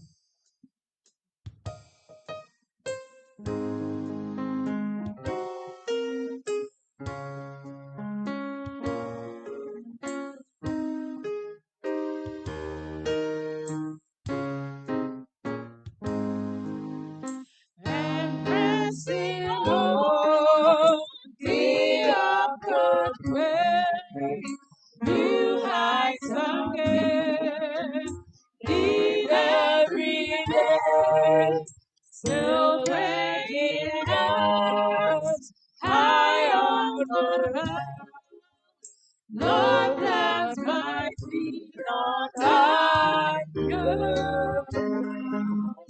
Lord, lift me up, and I shall stand by faith on heaven's stable hand, a higher place than I have found. Lord plants my feet on higher ground. My heart has no desire to stay where doubts arise and fears dismay. Though some may dwell where these are found, my prayer, my enemies underground. Lord, lift me up, and I shall stand. My faith on earth, stable land. A higher place than I have found. No plants my feet on higher ground. I want to live above the world. No Satan's arms as we are. For faith has come, the joyful sound, the song of saints on higher ground. Lord, lift me up, and I shall stand. My faith on earth, unstable land, a higher place than I have found. Lord, plant my feet on higher ground.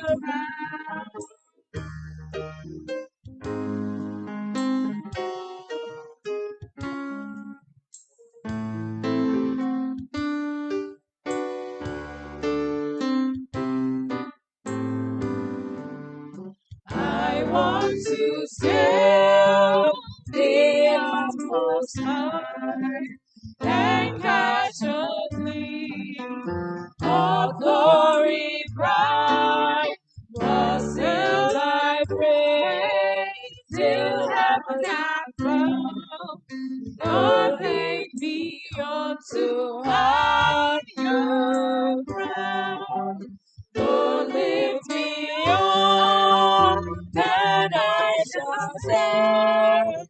By faith on earth, unstable land, a higher place than I have found. Lord, let my feet on higher ground.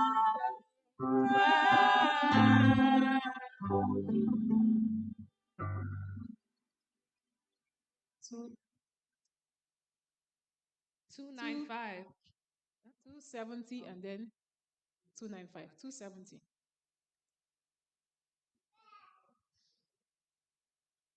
270 and then 295.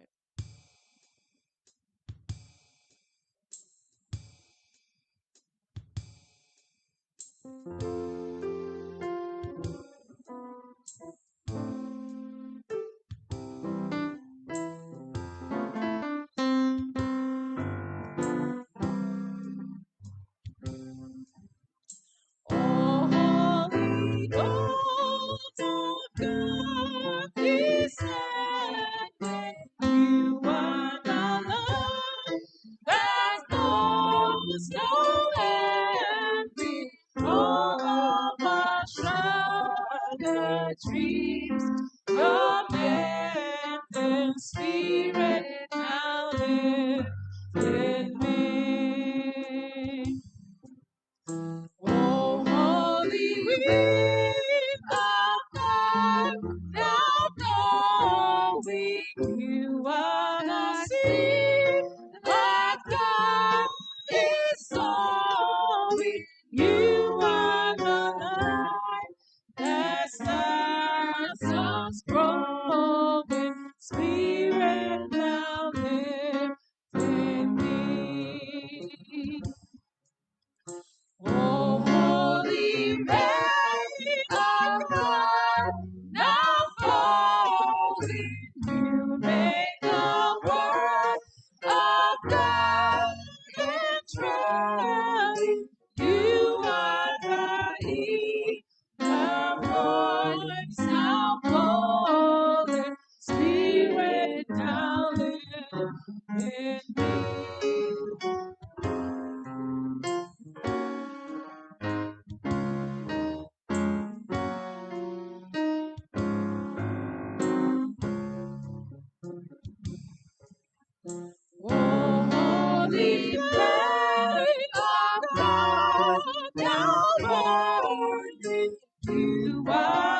power of Christ victorious in you are the answer to my yearning spirit.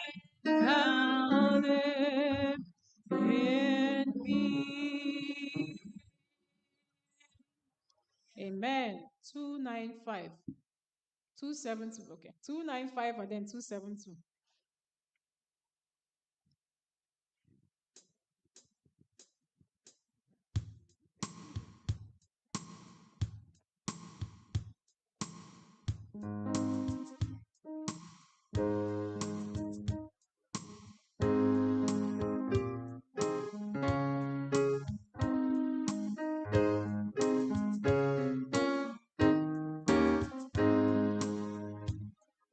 Jesus, sinners, don't I be?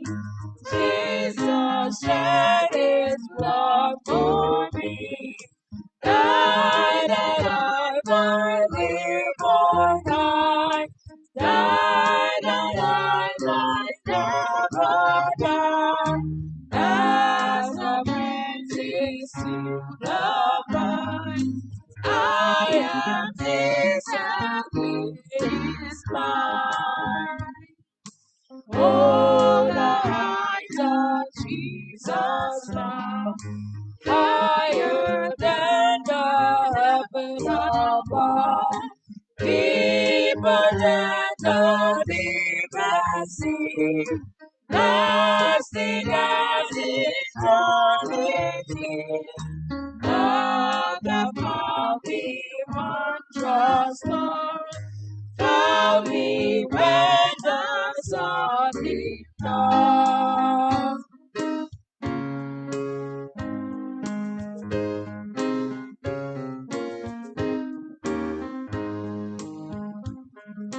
Sheep of sinners, so I be. Christ is all in all to me. All my words to him alone. All my soul to his own. Set free from earthly strife. He sustains the living life. Amen. Let us rise as we wait on the choir.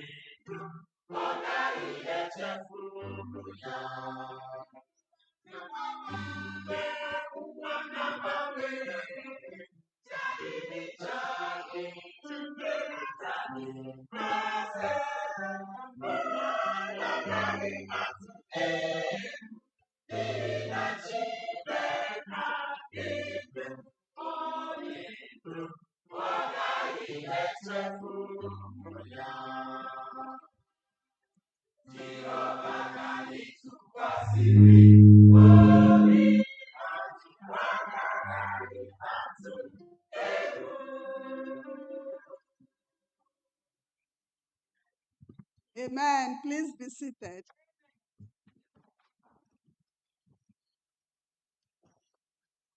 Happy Sabbath, church.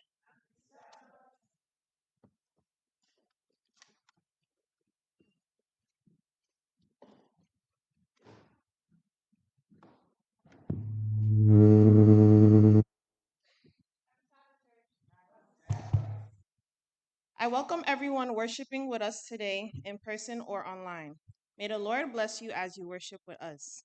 May He continue to surround you with His ever fresh compassions that never fails. May His goodness and mercy continue to abide with you in this year and beyond.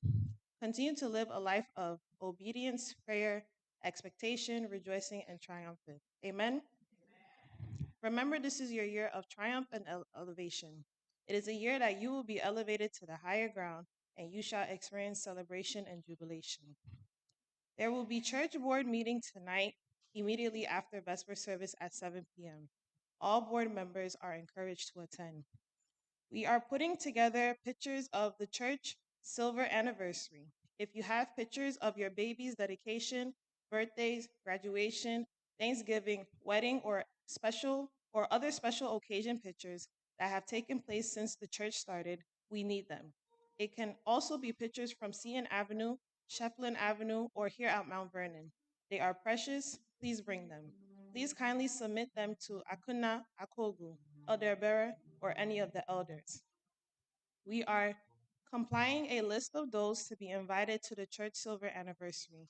If you know of people that would like to be invited to the program, please kindly send those names to Elder Bearer, Sister Akuna Akogu, or any of the elders.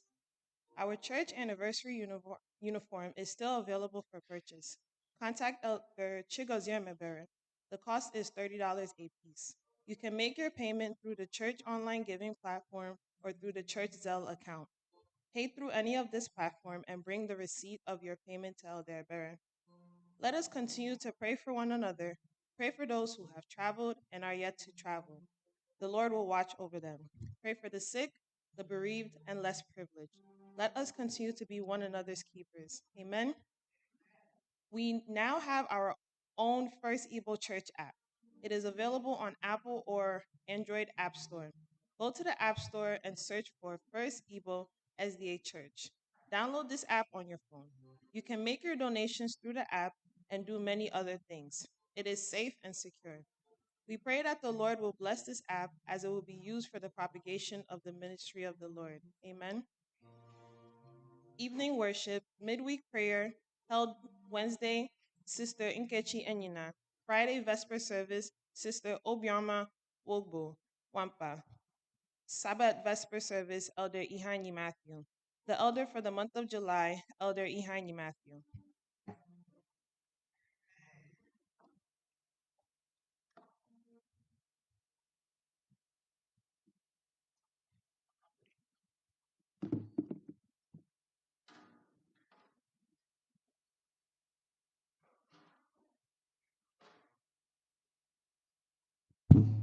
Happy Sabbath, saints of God. Happy Sabbath, saints of God. You will see Pastor did not go up there today. I will stay right here so I can be in the midst of everyone. Amen. I welcome all our guests from Houston and from everywhere you are. I don't want to miss out anyone, but I just want to say a special welcome to everyone. And I have to welcome specially, yes, because last Sabbath they were in church as I read. And last Sabbath somebody was here as Dan Aaron. But today, to God be the glory. How are they coming? How are they coming to church today? Huh? Huh? Huh? Dr. and Mrs. I'm pressing on the upward way, huh? New height I'm gaining every day, huh? Still praying as I onward bound. Lord, do what? Plant my feet on what? On higher ground. We'll have to offer a special prayer for them. But before I do that, to my guests and to everyone, what is October 10th to us? October 10, 2026. What's huh? Please, if you are bold enough, just come take the mic and tell me what October. Who is bold enough to tell me? Abu First Igbo Seventh-day Adventist silver anniversary. Silver anniversary. Our first silver anniversary. 2026, 25th years of our existence as Seventh-day Adventist Church. Amen. And if that be the case, a lot comes along with it. Please, up till now, I still have the uniform. Please, who will quickly get me a uniform in there, please? Yes, get me one. I still have the boxes of the uniform right there. We have said that it's not just for us alone. We are to do what? Share it out with our friends, our family members, and our colleagues. So who has given more than one? Who has given out more than one so far? If you've given out more than, how many have you given out so far? 3? Yes. Who again has given out more than one? Oh, you have 2? Yes. Who again? You bought 3? Oh, 5. Okay, you've given 5. How many? Huh? Okay. So that is what it is. Please, as much as possible. That's why I'm standing right here today. So that each one of us will make sure that he or she has gotten, if you have not gotten your uniform, please signify. How many want to be anniversary? Because Tiliaki Elemele. Igwetara nna nani. Ka gwetara mmụọ, gwetara mmụọ, gwetara mmụọ. Achọrọ mmụọ, gwetara m biko. Because gwetara m henani, gwetara m ise. 5, I should be saying this in I need 5 now. 5. Please, if you have not gotten your uniform yet, please make sure you endeavor to get yours. And look at what we're doing. We're making a journal and a documentary. Everything about this church right from beginning, right from October 2000, when we were in a room. Remember, it started like a small beginning. And the Lord says, remember the day of small beginning. If you have picture, I'm looking for that picture. Does anybody have that picture of this? Where in that first worship? If you can get it for me, I will provide you something. Yes, I mean it. If you can provide it, you have something special for you. First worship. I need it.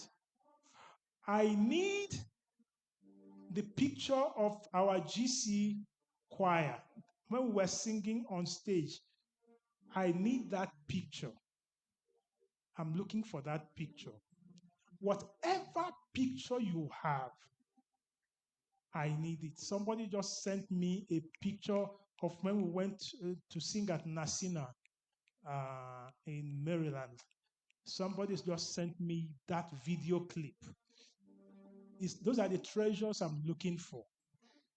Anything, baby dedication, graduation, anything, I need those pictures. Please, that way we can be able to put everything together. Is that okay? Yes. Then I don't want to leave out anyone. What we're doing so far, we're having promotions.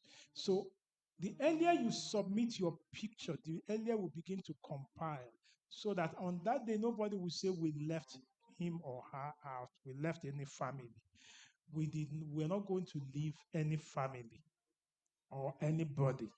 So please do me that favor. And so that way we will know we have everybody covered. That's what, and apart from that, I need you to please, anyone you want to invite, you want to see at the program, please, okay, give me two. You know why I requested for this? Brother Tufu, this is especially for you and your wife. Because you are part of the early members, right? So this one now, you can see the church is giving it to you direct. Not only to go and sow it, but you must be here on that day. That's why I asked him to give me 5. By the way, I shouldn't give Ichorole for the entire family. Okay, you see me there. So that no, I know you'll see me later here. I'll give you the rest. I'll give you the rest here. The 5 of them. So I'm not taking anything back. That's what this is all about. So please, I need pictures. I need your list. Make the list of people you want to be here. And all of us together will celebrate on that day. Remember, the celebration is the celebration of the goodness of the Lord. Is the goodness of the Lord. That what we started yesterday, the Lord has been able to keep this church going till now. Amen. That's what we're celebrating, the goodness of the Lord. It's not just an anniversary, but the faithfulness of God. And I pray that the God who has been faithful to this church will be faithful to you too, in Jesus' name.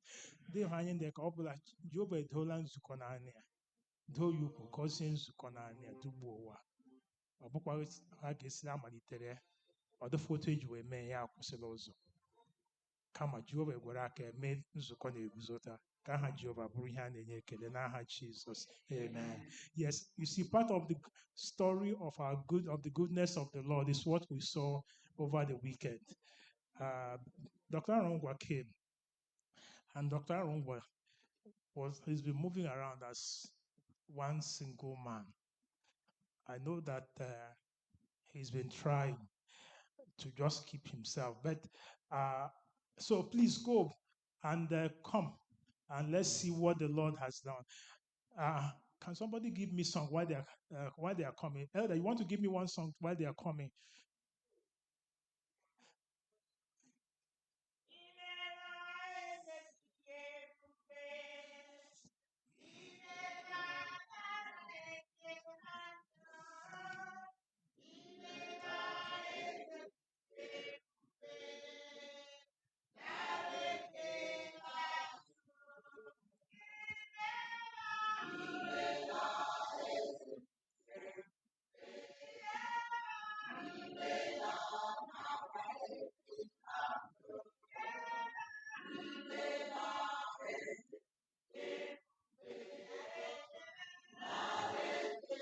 Yes, I just want us to use this as a Thanksgiving service. I know it's this thing putting them on the spot. Let's make it a Thanksgiving service because the Lord has made it possible, and we bless His holy name. Amen. So I invite the family and all those who the well wishers, please gather around them. Let's all celebrate the goodness of the Lord. Please, quickly, let's just make it a thanks. Give me the song. Yes.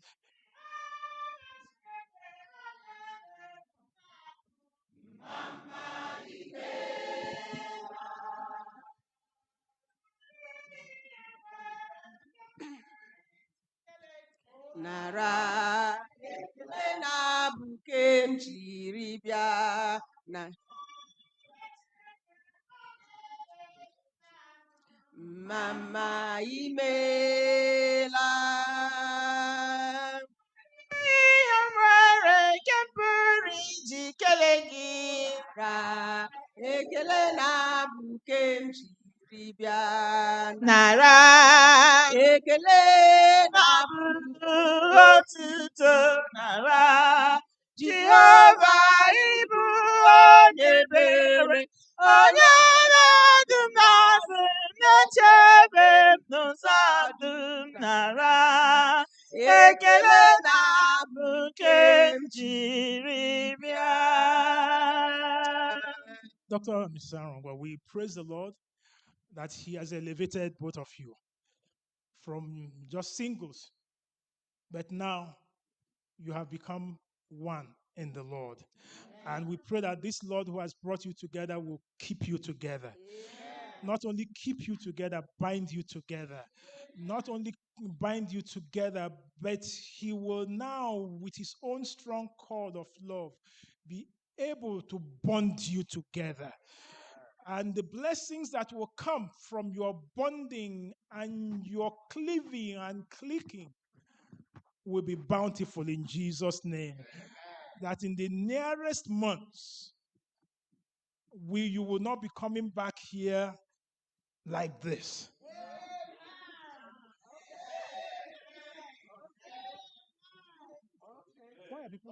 Why are you all looking at me like this? Okay. Yeah, so that's what we are praying for in Jesus' name. As people are here with you to praise the Lord, may praises continue to ring in your home. And may celebration be your portion in Jesus' name. Please, let's kneel. Ask the elders to please join me as we dedicate them and send them forth as married couples. As we praise the Lord, the elders, please join me here as we all stand together and bless them more. Yeah, if you want to come forward so the elders can circle around you.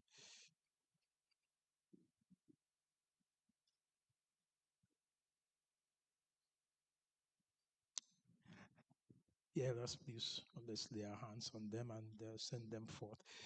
Father, if we know that already this celebration has taken place. We know that the wedding ceremony also took place, but also as a church now, we want to thank you for binding them together. We want to celebrate their coming together. And we want to pray that celebration will continue to ring in their home. Father, you know they are young, they are new, they don't know the way ahead. But thank you, you know the way. The way maker, make ways for them. They don't know the left, they don't know their right, they don't know how to proceed. So teach them so that they will live in unity. Amen. They will live in joy. They will live in peace. They will live in love. Thou who art the perfect love, give them this perfect love. As they ask of you, fail not to grant unto them. You know what they will need in this relationship. So, Father, we pray that you provide unto them all they need. Success and glory and elevation. So may this be their portion. So now as the elders are laying their hands on them, I also join now and say, please bless them. Father, enrich them, that they will not lack any good thing. Rather, as they look up, you look down with mercy unto them and pour down blessings unto them, that they will not have room enough to receive it. In Jesus' name we have prayed, and let everyone say, Amen.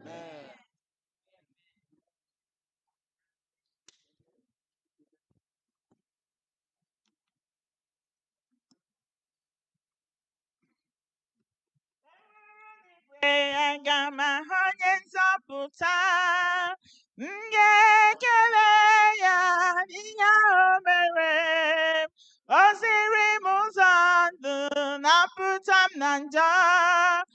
Mama Jizọs onye ebere m gasị ya, aga m asị ya, aga m ekele ya, onye nwanyị anyị gasị ya mama, gasị ya mama, mama Jizọs onye ebere gasị ya, anyị gasị ya, anyị ga-ekele ya, onye nwanyị aga m asị ya mama, gasị ya mama.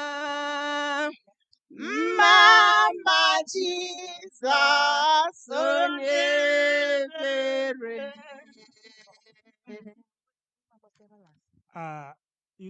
Within the week, I saw Damagi.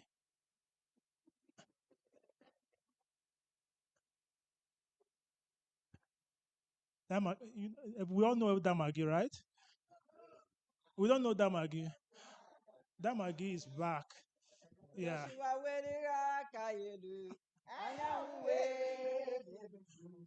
Where are you, sir?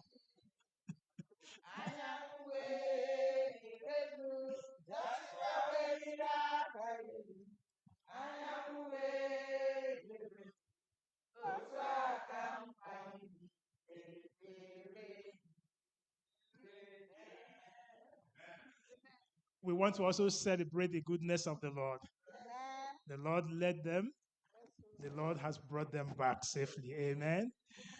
And, while they were away, see, the Lord works in mysterious ways, his wonders to perform. As a church, we've been praying for the sister of Damagi. The Lord made it possible that while they were away, they were able to witness the last days of their sister.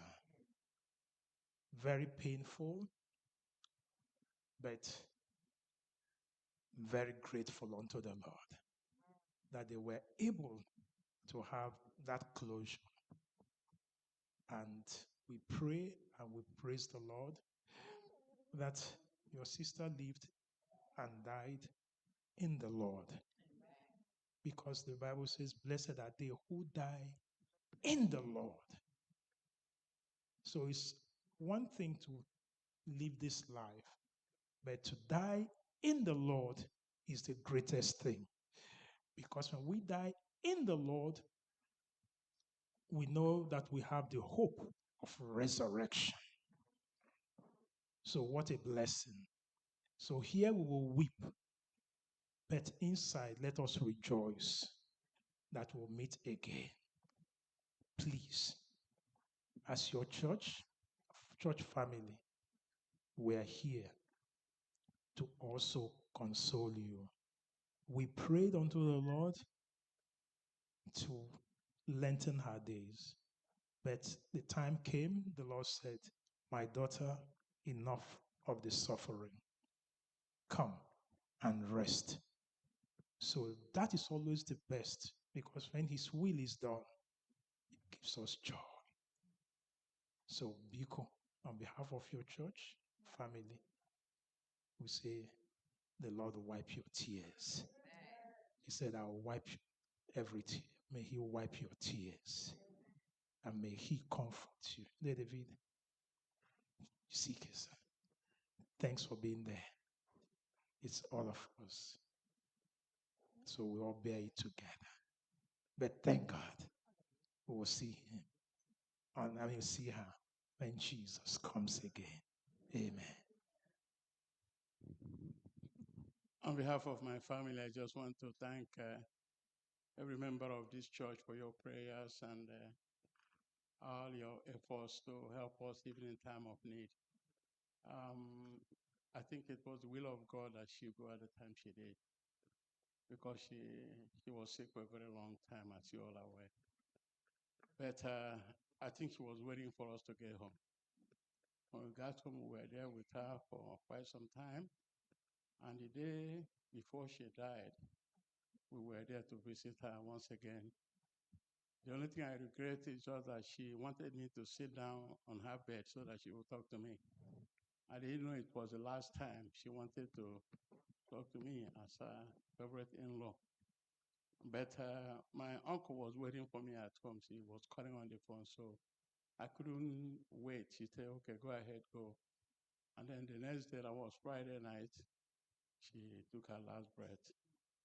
And with all of you and your prayers, we were able to quickly lay her to rest before we came back. So I think that's the best thing we could have done for her. And I think that's what she really wanted, because she could have died way before we got there, because she was in the hospital for a long time. So I thank you all, and I pray that God will be with you. Our funeral was good, and everybody came, even pastors' children.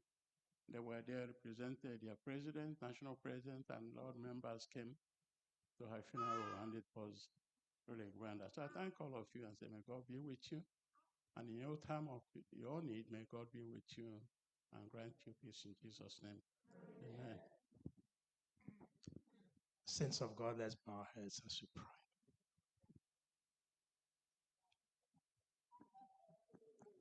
Heavenly Father, we know it is well, but humanly, it is with heavy heart that we express ourselves at this time. Because the loss of a loved one is always very painful. But when it happens like this, or we find our solace and our consolation in you and from you, we want to thank you for the life of your daughter.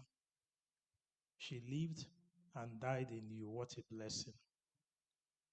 And on that day, we'll know that when the trumpet of the Lord will sound, when the dead in Christ will rise again, on that glorious morning, on that blessed day, on that joyous reunion day, we will all meet again. But this time, never to part again, never to meet with sickness, never to suffer pain, never to go through the trials of this life anymore. Rather, it will be a new beginning, and it will be a better day. So, Father, until that day, all we're praying for is that you console each and every one of us, that you stand by us, your daughter and the husband, the other one, Mrs. Wampadamagi, they are here with heavy heart, but they need you to strengthen them. They need you to comfort them. They need you to console them. But above all, that we all continue to look up, knowing that our redemption draweth nigh. Thank you for resurrection, and thank you for a better day. In Jesus' name we have prayed. Amen.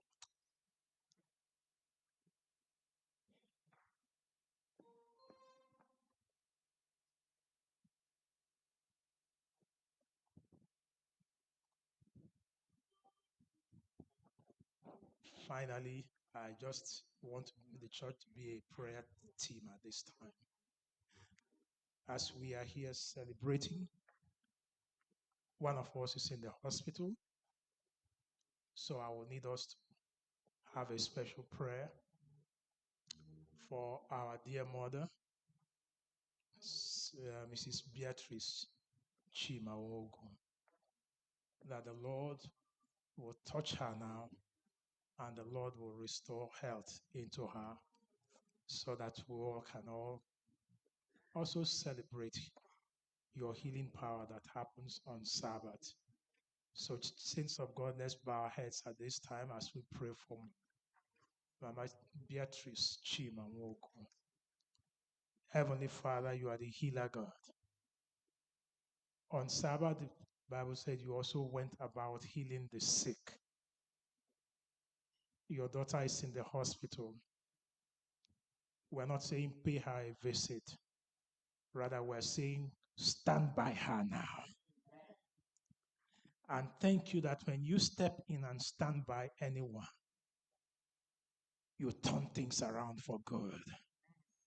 So she needs you to touch her now and grant her healing in Jesus' name.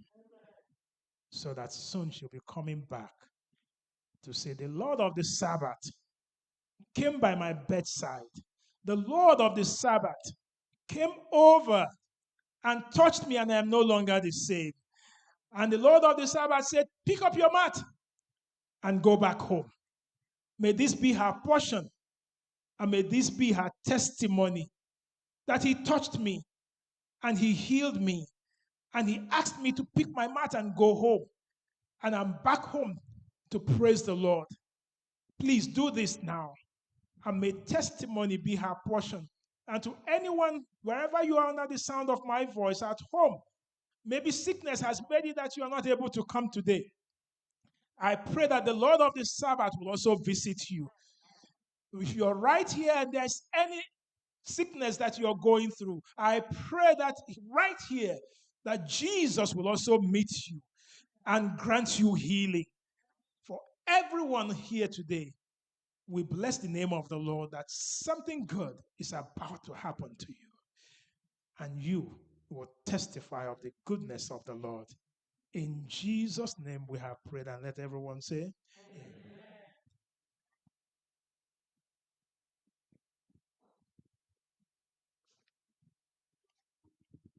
Happy Sabbath, church. Just one last announcement. If any church member knows someone who can help in taking care of a baby, please contact Elder Nnamdi Oriaku. There will be a good package paid. Amen.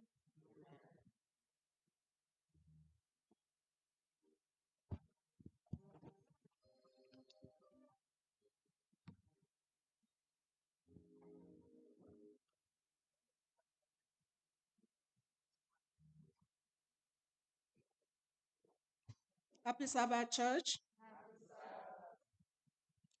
Unu abịala? Eji m aha Chineke daa anabata unu na nzukọ Christ today in the name of Jesus. Brother, okay? Na nwanyị unu abịala? Yes, yes. I welcome you today. And to all our friends, I don't know your name, but we welcome you to First Igbo Seventh-day Adventist Church. And to all our friends in all the social media platforms, we welcome you. I pray that the blessing of the Sabbath will be your portion today in the name of Jesus. Shall we all rise for affirmation of faith and call to worship?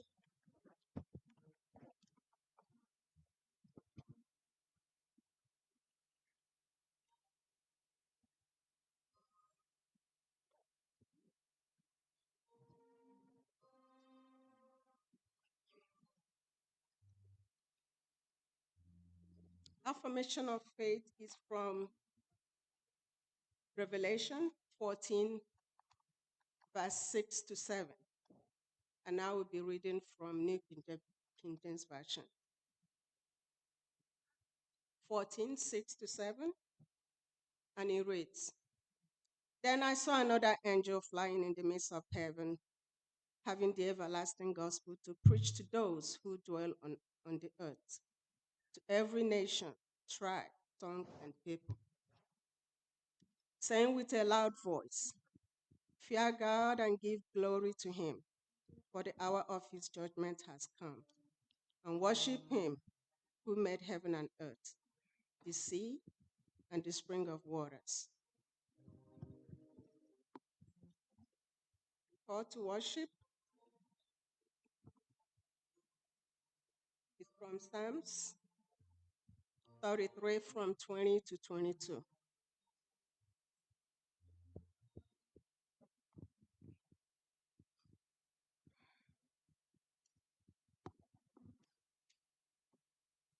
It reads, our soul waits for the Lord. He is our help and our shield. For our heart shall rejoice in him, because we have trusted in his holy name. Let your mercy, O Lord, be upon us, just as we hope in you. With this word, the Church of God is called to worship.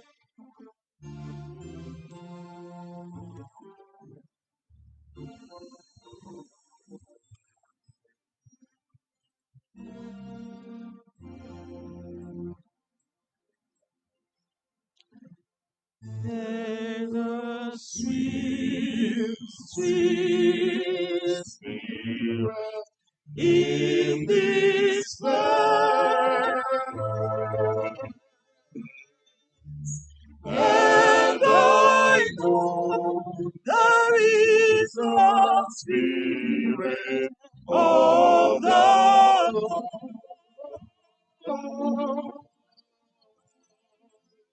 There are sweet expressions of His face,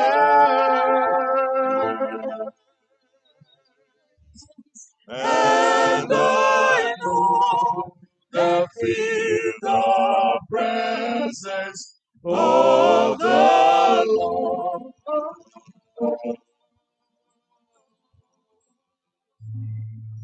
Sweet Holy Spirit, sweet heavenly God, stand right there we are, filling us with your love. And for His blessings we lift us in prayer. With our hearts we know that we have been revived, where we shall be this place.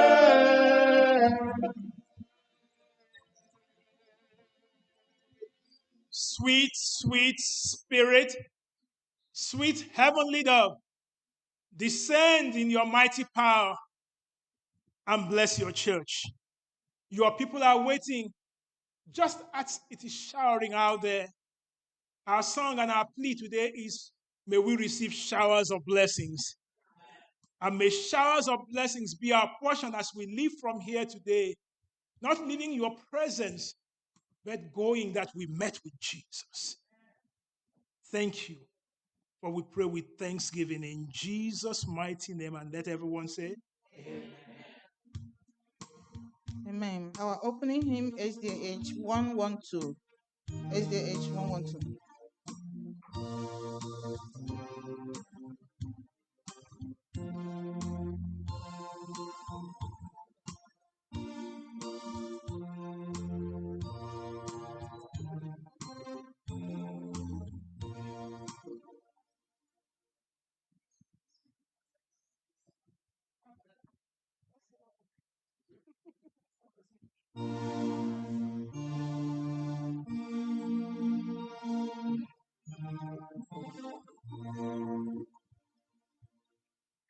Let us sing across our mind, praise the Lord.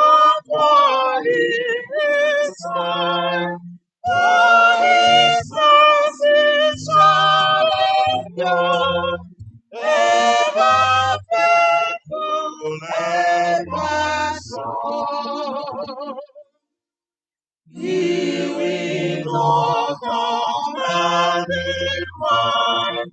With God and one we find, for His mercy shall endure, ever faithful, ever strong.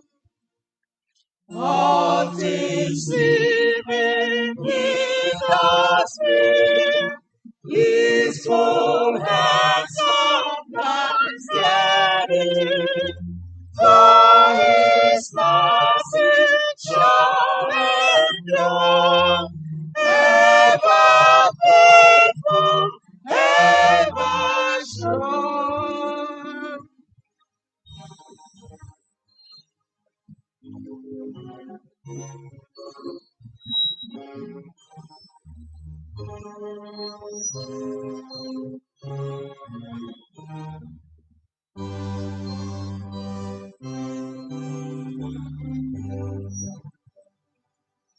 Let us stand with glass of wine, praise the Lord for He is God, for His mercy shall endure, ever faithful, ever strong.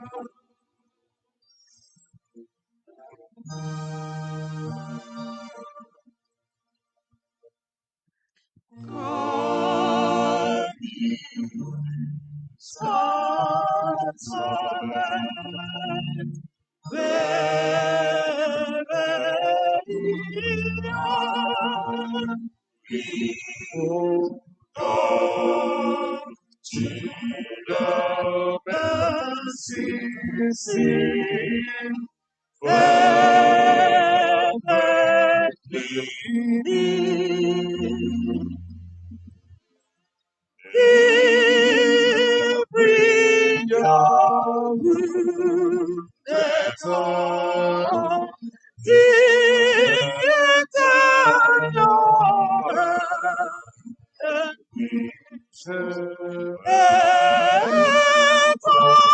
no sorrow that heaven cannot heal. And no sorrow that heaven cannot heal.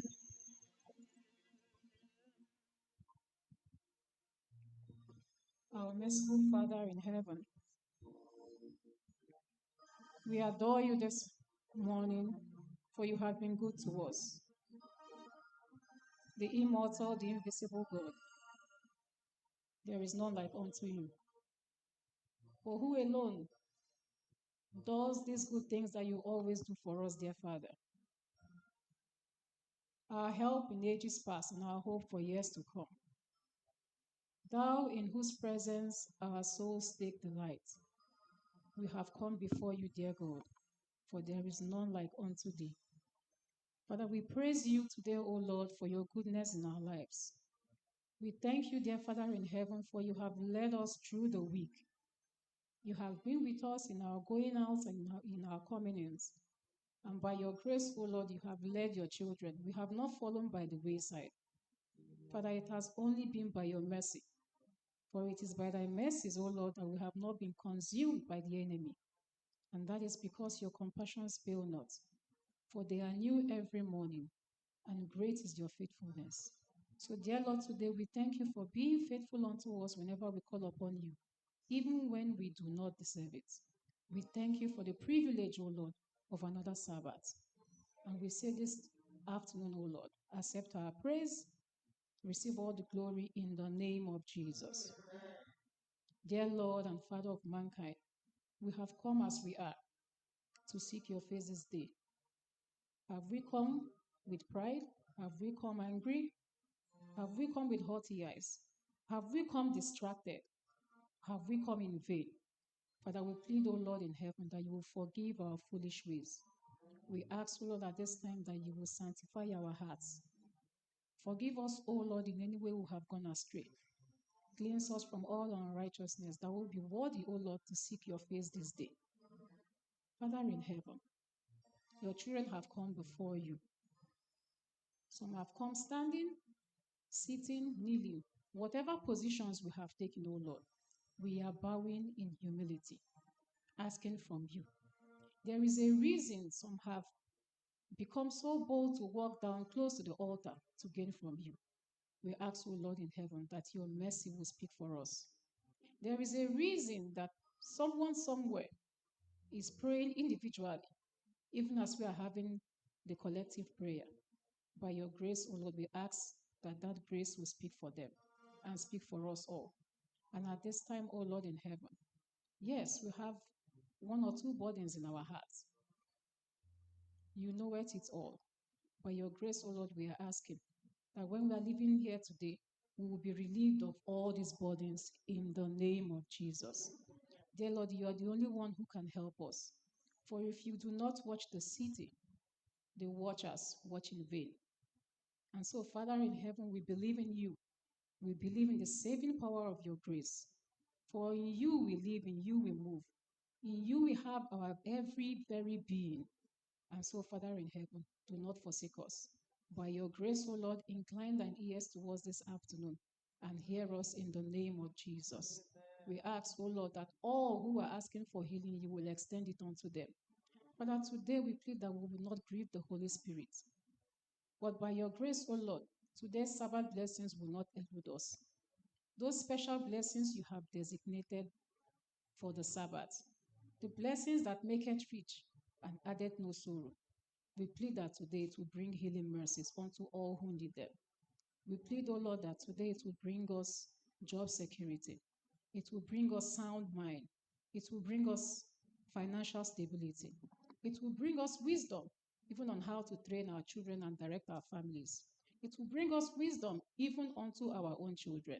Father, we ask that it will bring us peace, that peace that passeth all understanding, and that it will bring us unity in our homes, in our families, and in the church. Father, we ask for your blessings. By your grace, may we worship you today in spirit and in truth, that we will receive the blessings you have set out for us today. And dear Jesus in heaven, at this time, we lift up the speaker of the hour unto you. Father, we plead that you will touch his lips with burning coal. You will quicken his tongue, that your words will come forth undiluted. And as we listen, dear God in heaven, we ask that you will remove itching ears and you give us a receptive mind to understand and to follow the way of the Lord. By your grace be with us today, O Lord. Thank you for hearing us. Thank you for being our Father. Thank you for seeing your church. We plead that you continue to move this church forward. Thank you for hearing us this afternoon. And because we know you would answer, since we have asked in the worthy name of our Lord and Savior, Jesus Christ.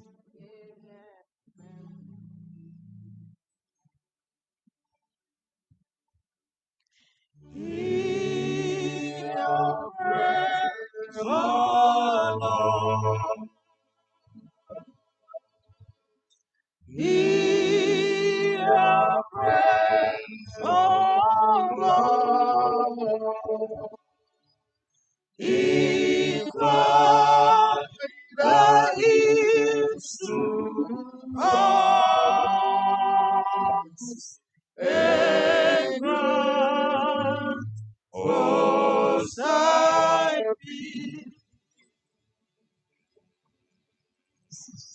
Amen.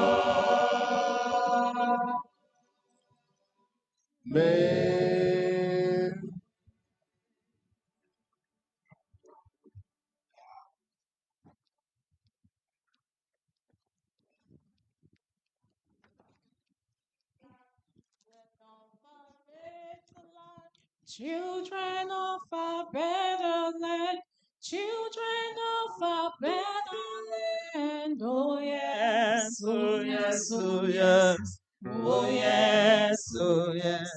We We are children of a better land, children of a better land, children of a better land. Oh yes, oh yes, oh yes, oh yes, oh yes. Umunta lamanu, umunta kalamanu, umunta kalamanu, ewo, ewo, ewo, ewo, ewo. Ani Omontakaloma, Omontakaloma, Omontakaloma. Ewo, ewo, ewo, ewo. Jesus loves the little children. All the children of the world, red and yellow, black and white, they are precious in His sight. Jesus loved the little children of the world. Oh, Jesus loves the little children. All the children of the world, red and yellow, black and white, they are precious in His sight. Jesus loves the little children of the world.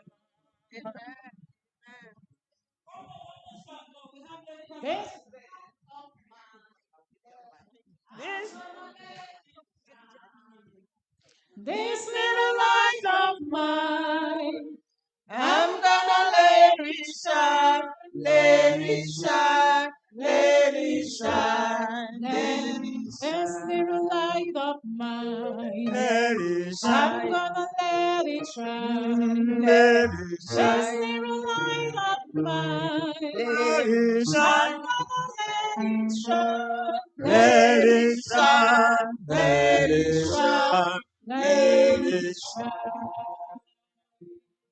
Wampekela kunji, aga memeko mwe. Wampekela kunji, aga memeko mwe. Meko mwe, meko mwe, meko mwe. Do you have any more money? We don't have a job, but we need all the money we can get. If it comes out, don't put it back. No? Should I send the little one to get more money? That's good? We're good? Okay. Thank you, parents. Happy Sabbath, children. No. Give it to me. Louder. Happy Sabbath, children. Great. Happy Sabbath, daddies and mommies. Thank God we are alive today. We want to talk about being our brother's keeper. How many of you have brother and sisters? Everybody, huh? Nobody is single in the house. That's good. Yes. If there is only one baby, the parents should hasten up and make it two. Yeah, we need a brother, a sister. We have to be our brother and sister keeper. There is this village, and this village, they have a well, an old well. This well have served this village for a long time. And something started happening because this well, they use it for their drinking water and the water they give to their animals. Something happened. When they put the bucket inside the well and pull the rope comes out alone. And where is the bucket gone?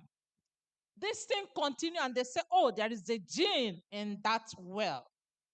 A spirit that can kill people. So around 6 p.m., nobody wants to go near the well. The villagers say, no, we cannot continue like this. Something must be done. Then everybody said, okay, what are we going to do? And one man said, somebody have to go inside the well to know what is happening there. What is taking our bucket, because it's getting too much. Our buckets are being missing every time we want to pour water. Now who will go? Everybody look at each other. Who will go? One man decided to go. I will go. And the villagers was like, is he going crazy? Has he gone psycho, mental? How dare him? He wants to go and commit suicide. He said, I will go because somebody have to go. And I volunteer myself to go. But on one condition. And they said, what? My brother will be the first person to hold the robe. And the villagers was like, do he want to kill his brother? Do he want to commit suicide and put the blame on his brother? All of us here, we hold the rope for you. Why calling on your brother? He said, no. Is this condition? My brother must be the first person holding the rope. If not, I will not go. And they said, okay, we need this water. And this situation have to stop. So let us do it. They tied him up. And they sent for the brother. The brother came and said, I will hold the rope. And hold the rope and put him down. He went down, down, down inside that well. Looked around. Lo and behold, it wasn't a jinn. It was a monkey. Monkeys are very intelligent. The monkey have a very high IQ. Monkey know that by the time he remove the bucket, the person will want to come and get the bucket and they will save the monkey because the monkey couldn't climb up. So every time a bucket comes out, the monkey will remove the rope from the bucket and hold the bucket. He saw this innocent monkey and now decided to hold one of the buckets and put the monkey inside, put his shoulder, shake the rope so that the people will know that he's ready. So the villagers started pulling. At a time, they saw some hairy figure. Everybody dropped the rope and ran away. Hey, it's a jinn, a spirit that is coming to kill all of us. But this man said, no, my brother is there. If I let go, he will fall back and die. He held this rope. He pulled. His hand trembled, his feet trembled. He said, no, I'll continue pulling. He pulled until the brother and the monkey was safe. Then they came out, the villagers looked and said, oh, it wasn't a jinn. I now understand the reason why this man insisted that the brother has to be in front to hold the rope. Because if it is all of us, we would have let go and he died. So his brother was his brother's keeper. You must be your brother or your sister's keeper. Because in time of fear, people will abandon you. The only people that will not abandon you is your brother and your sister. In short, your family will not abandon you. Every other person, even if you have 20 friends, they will abandon you. So always be your brother and sister's keeper. Even when you quarrel, let that love still be strong in your family. Do you promise to be your brother's and sister's keeper? You promise? Yes. And may God bless you all in Jesus' name. Okay, we need people that will pray. Tell me what you understand in this story, then you pray. 1 and I got two people. Come. So what did you understand the story? God, may you let us be our brother and sister's keeper, and may nobody else abandon us, and may we not abandon those that have not abandoned us either. God, Dear Heavenly Father, thank you for this wonderful day that you've given to us. Dear Heavenly Father, please let us remember our family and loved ones. Dear Heavenly Father, please let us remember to keep them safe and healthy. Dear Heavenly Father, thank you for everything in Jesus' name. Amen. We are children of our better land. children of the better land, children of the better land. Oh yes, oh yes, oh yes, oh yes, oh yes.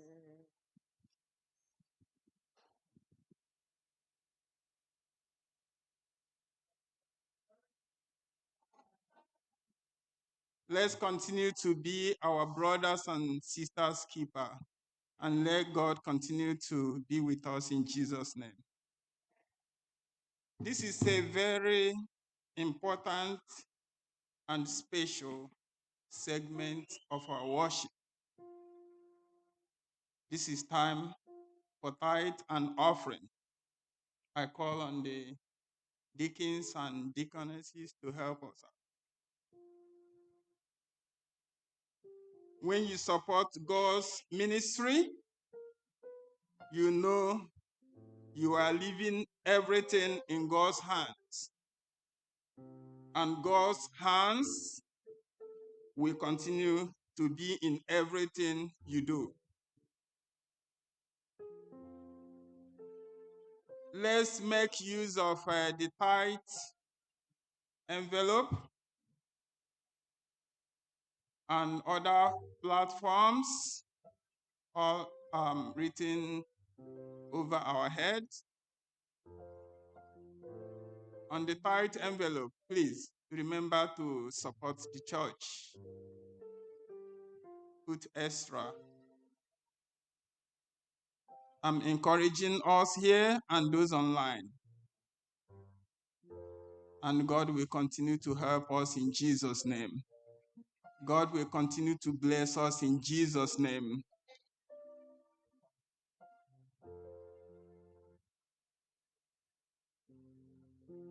One of our special family members is thanking God for Johnny Mercies. God took them to Nigeria and brought them back successfully. While they were in Nigeria, a lot happened. They have a short funeral service, and it was a successful one. May God's name be exalted in Jesus' name.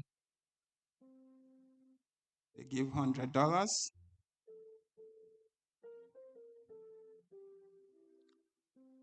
Our newest couple in the world, in the country, in the city, is also thanking God for a successful planning and execution of their wedding. We pray for more successful weddings in this church and in our community in Jesus' name. The choir.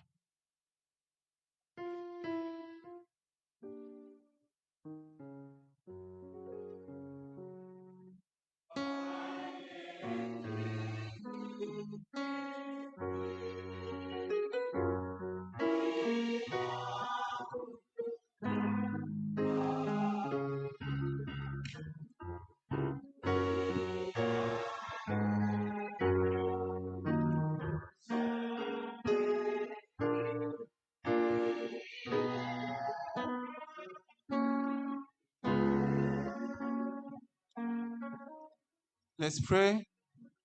Merciful and everlasting Father in heaven, we thank you for today, special Sabbath day.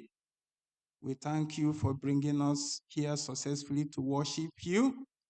We also thank you for our visitors. They came successfully. May your mighty name be exalted in Jesus' name. Father, we've returned a small and meager, smallest part of what you've given to us. Father, we ask that you bless us, bless the hands that brought these thanksgivings. Father, continue to bless us so that we will give more. If there is any way we've sinned, returning small and meager portion you've given to us, forgive us.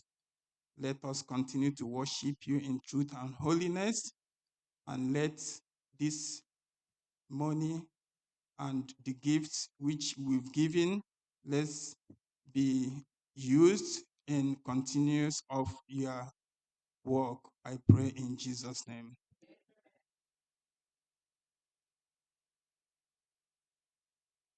Let's keep standing as we take our scripture reading.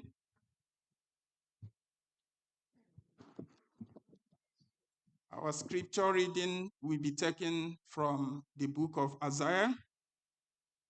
The book of Isaiah, chapter 58. I'm reading from verse 12. It says, "And they that shall be of thee shall build the old waste places.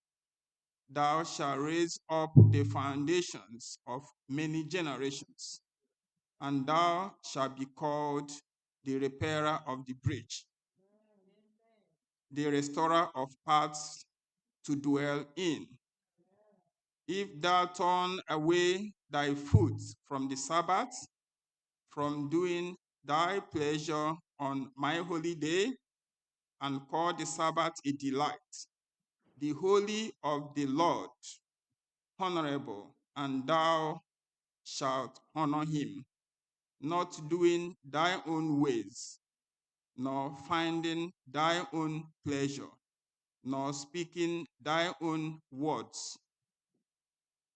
Then shalt thou delight thyself in the Lord, and I will cause thee to ride upon the high places of the earth, and feed thee with the heritage of Jacob thy father, for the mouth of the Lord hath spoken it."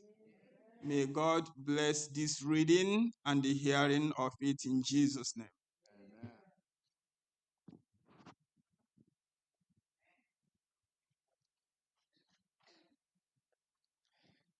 Amen. Before the choir sings, today is a day let us with gladsome mind praise the Lord, for he is good. For his mercies does what? Endureth forever. You see, in this land of sojourn, when you have labored and you labored successfully, and the master says it is time for you to go on retirement without any problem. Rather, you are retiring with accolade in this land full of pain and eventualities.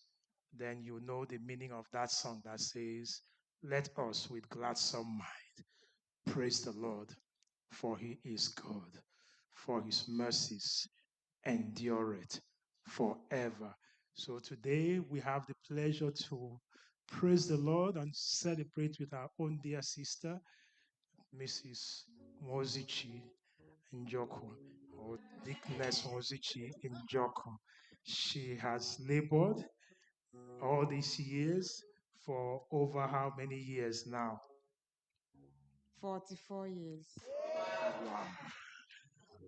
And beside a woman who has labored this hard, you know that there is a man who kept her very strong, who made sure that she is up and standing, who made sure that every morning that smile is still there.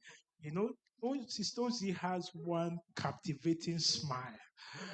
And I think that's what the leaders at the place of work, they saw the smile. And because last time they said it is the birthday that got them together. But I think another thing is the smile. Dikinuche Njoku saw the smile, and then he said, "Who is this lady who smiles like this?" I think I'm right, sir. You are. Right. So, amen. So, to God be the glory that we can all celebrate this milestone. And by the way, who do I ask for? How do you feel retiring now? Wonderful. In your Overjoyed. Amen. Aww. Wonderful, overjoyed. And I know that also heaven is very happy with you. Amen. Yes. And I know you have your guests who are here to also join us.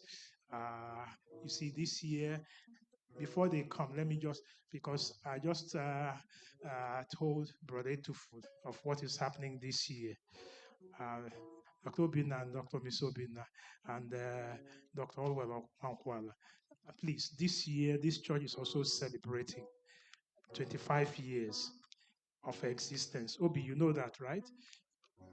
You know that. And do you know that we have uniform too? Please, the elders, get those over to them quickly. Get those over to them quickly. No. They have theirs. They have theirs. I have theirs already. Give that specially. On behalf of the church, give Dr. Obina and Dr. Mrs. 2. No, 3. Their own is 3.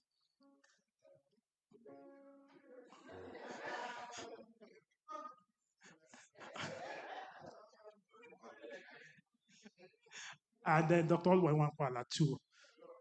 No, do you need 2 or 3? Because you need one for your daughter. I mean, the 2 children, right? So after the church, you get 2 more. Just give him 2 for now. But by the way, the date is October 10th. So make sure everyone is here. On that note, I want to invite everyone who is here for the retirement. Please join us as we praise the Lord. Please join us. Anyị apụghị ịkwụghachi ụgwọ ya ma niile meworo anyị Chineke. Anyị apụghị ịkwụghachi ụgwọ Chineke. Inyere aka n'onyekwara anyị oriri. Anyị apụghị ịkwụgwọ ihe ndị a niile.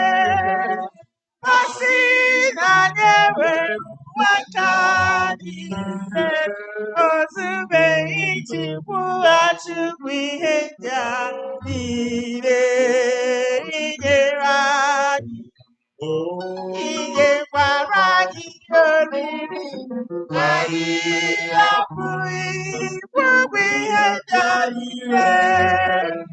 Ọ sị na anyị enwere ụwa nke niile, o zubeghị iji kwụghachi ụgwọ ihe ndị a niile.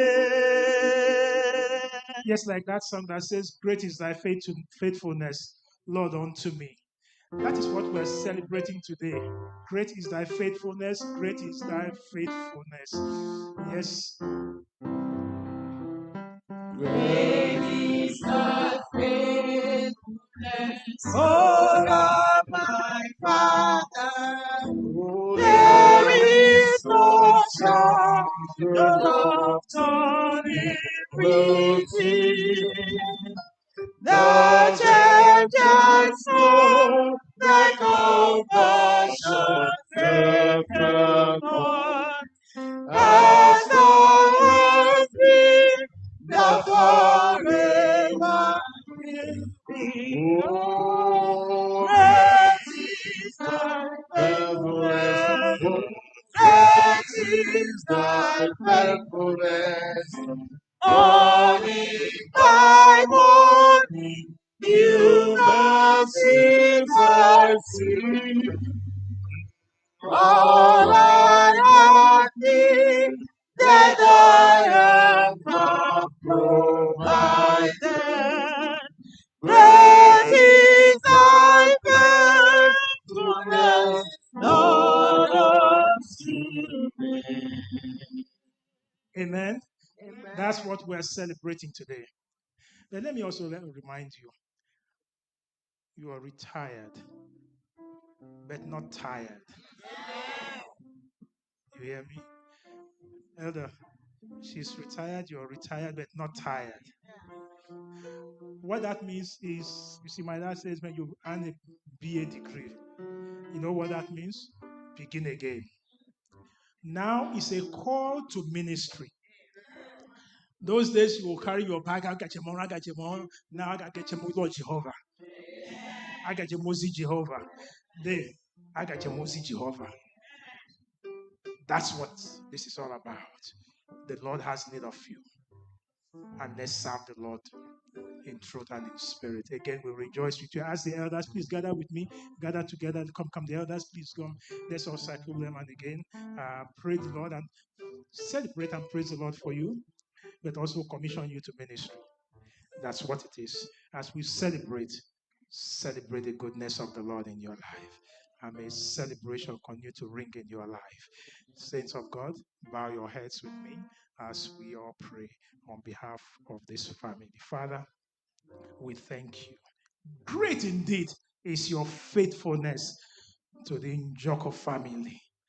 They are here standing, it's all by your grace. It's by your own making. Because without you, they wouldn't have been able to make it. Your daughter says, for 44 years, she has been toiling. But these 44 years, you never got tired. You never stopped leading her. That she's retiring on her feet, strong and healthy, we say, glory be to your holy name. She did not retire due to illness. She is not retiring because she was forced to retire. She's not retiring because the employee said, we find you inefficient. No, she labored till the point she says, you know what? I am going on retirement. Father, we bless your name. Who is like unto you? Indeed, great is your faithfulness. Not only to your daughter, to her husband, to her children, to their children and their generation. Father, we bless your holy name. We just pray that you who has brought them this far by faith, continue to lead them into the future as they put their hands into your hands. Fail not to lead them to higher ground. And may their song always be, though we are retired, we are still pressing on the upward way. New height we are gaining every day. Still praying as we onward bound. Lord, plant our feet on higher ground. And to each one here, please, and all those online on the sound of my voice, on the sound of my voice, may celebration also be your portion. Wherever you are working, when the time comes for you to retire, may you also retire in glory, in joy, in peace, and in good health. So as we lay our hands on the Njoko family now, we pray that heaven, you will also touch them in a special way. And may you visit them. You know what they need. So at this time, this laying of hands, there are significance that you are going to open the windows of heaven and bless them abundantly. So we bless your name in the name of the Father, the Son, and the sweet Holy Spirit. And let everyone say, Imena eze di ebube, nareke nanyo. Imena eze di ebube, imena nareke nanyo. Imena eze di ebube, nareke nareke. Oh, Imela, Imela, Aikela, Imela, Narekele, Ela,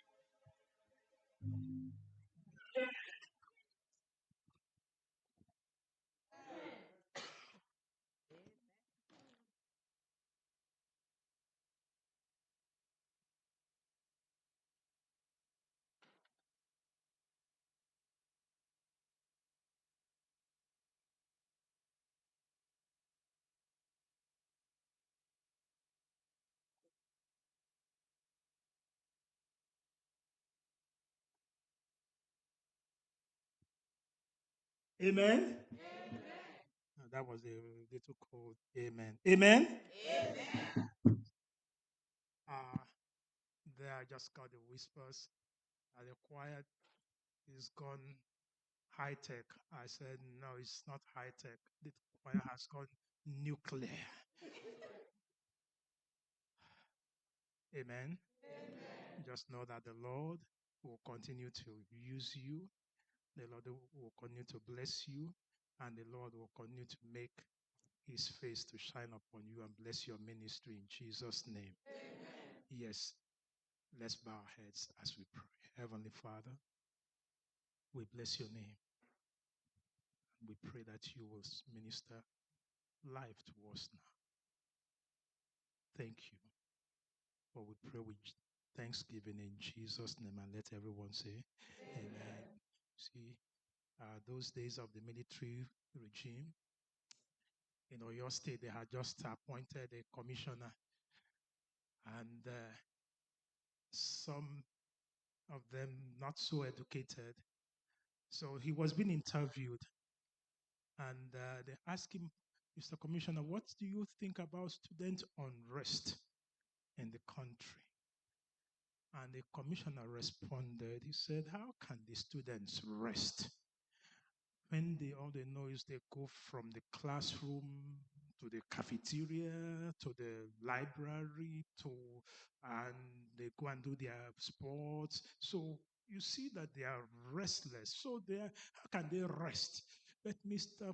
Commissioner, we are not talking about that. We're talking about the problem all over, the students all over. He said that is student unrest, because to him, that was what he understood to mean to be student unrest, not knowing that there is something much more to student unrest than just going from cafeteria to the classroom, to the library, and to this thing. And for us too, we have kind of grown thick that we don't even understand that we too were under the unrest.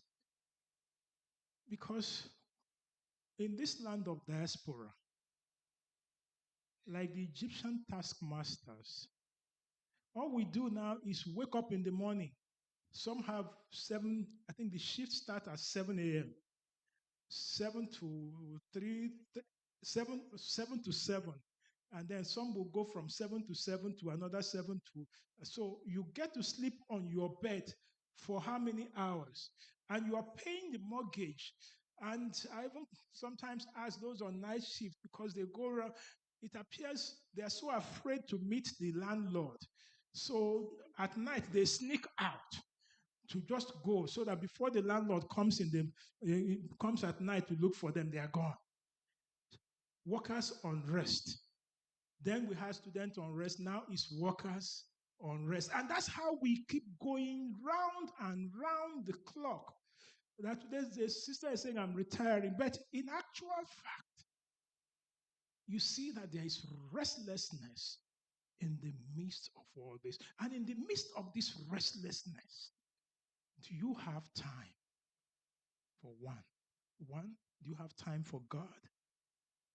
Do you have time for the family? Do you have time for even your spouse? Very often, where do we meet the spouse? Where do you meet each other? At the parking lot? At the door? Where again do you meet? At the where? On the phone.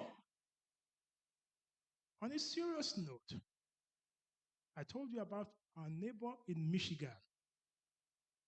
The wife, they meet each other, they get to see each other over the weekend. Because the man is gone, and by the time she is coming home, the man is gone, and when the wife is coming back, the man is gone. So on the phone. So on this day, the children, they were home. Daddy was to leave home. He usually leaves home at 6. But 6, 7, he's still on the bed.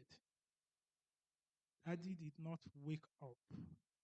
The children went to wake up Daddy, beat him, and was a lifeless body, and he rolled down. That was the end of Daddy. Daddy moved out in a body bag. And because he was of the big size, they lived upstairs. They wanted to roll the body down from the staircase. Somebody said, don't do that before the children. Find a way to just please carry him down. Because that would be traumatic. Seeing their father being pushed down the staircase. That's the life, the unrest we're talking about. This spouse that you vowed to cherish, to care for, how are you taking care of her or taking care of him? Turn with me to the book of Mark, chapter 6:31. Mark 6:31. Listen to the word of the Lord. And he said, Mark 6:31. And he said to them, after the people had been gathering around and they've been laboring all day, he says this in Mark 6:31. Come aside by yourself to a deserted place and do what? Rest a while. Rest a while. For there were many coming and going, and they did not even have time to eat. Oftentimes, we don't even have time to eat. Oftentimes, you don't have time for one another. But the wise man in Ecclesiastes 9:9, please, if you forget anything today, don't forget this. Ecclesiastes 9:9 says this. I'll put it on the screen for me if you can. Ecclesiastes 9:9. Or please, you know what? Sister Vicky, get a mic. I'll go get another mic. Do you have a Bible there? Get a mic. Yeah. No, that's for you. That's for you. No. Yeah, okay. Yeah, okay, get your own. I need both of them to read it. Each one read. No, come. This. Sister, go ahead. Live joyfully with the wife whom thou lovest all the days of the life of thy vanity, which he had given thee under the sun, all the days of thy vanity, for that is thy portion in this life, and in thy labor which thou takest under the sun. Yeah, you did not read it right. For you, you are going to read, live joyfully with a husband, not wife. You're not a wife. So live joyfully, you are a wife, so you can't read it that way. Read what? So read it again now.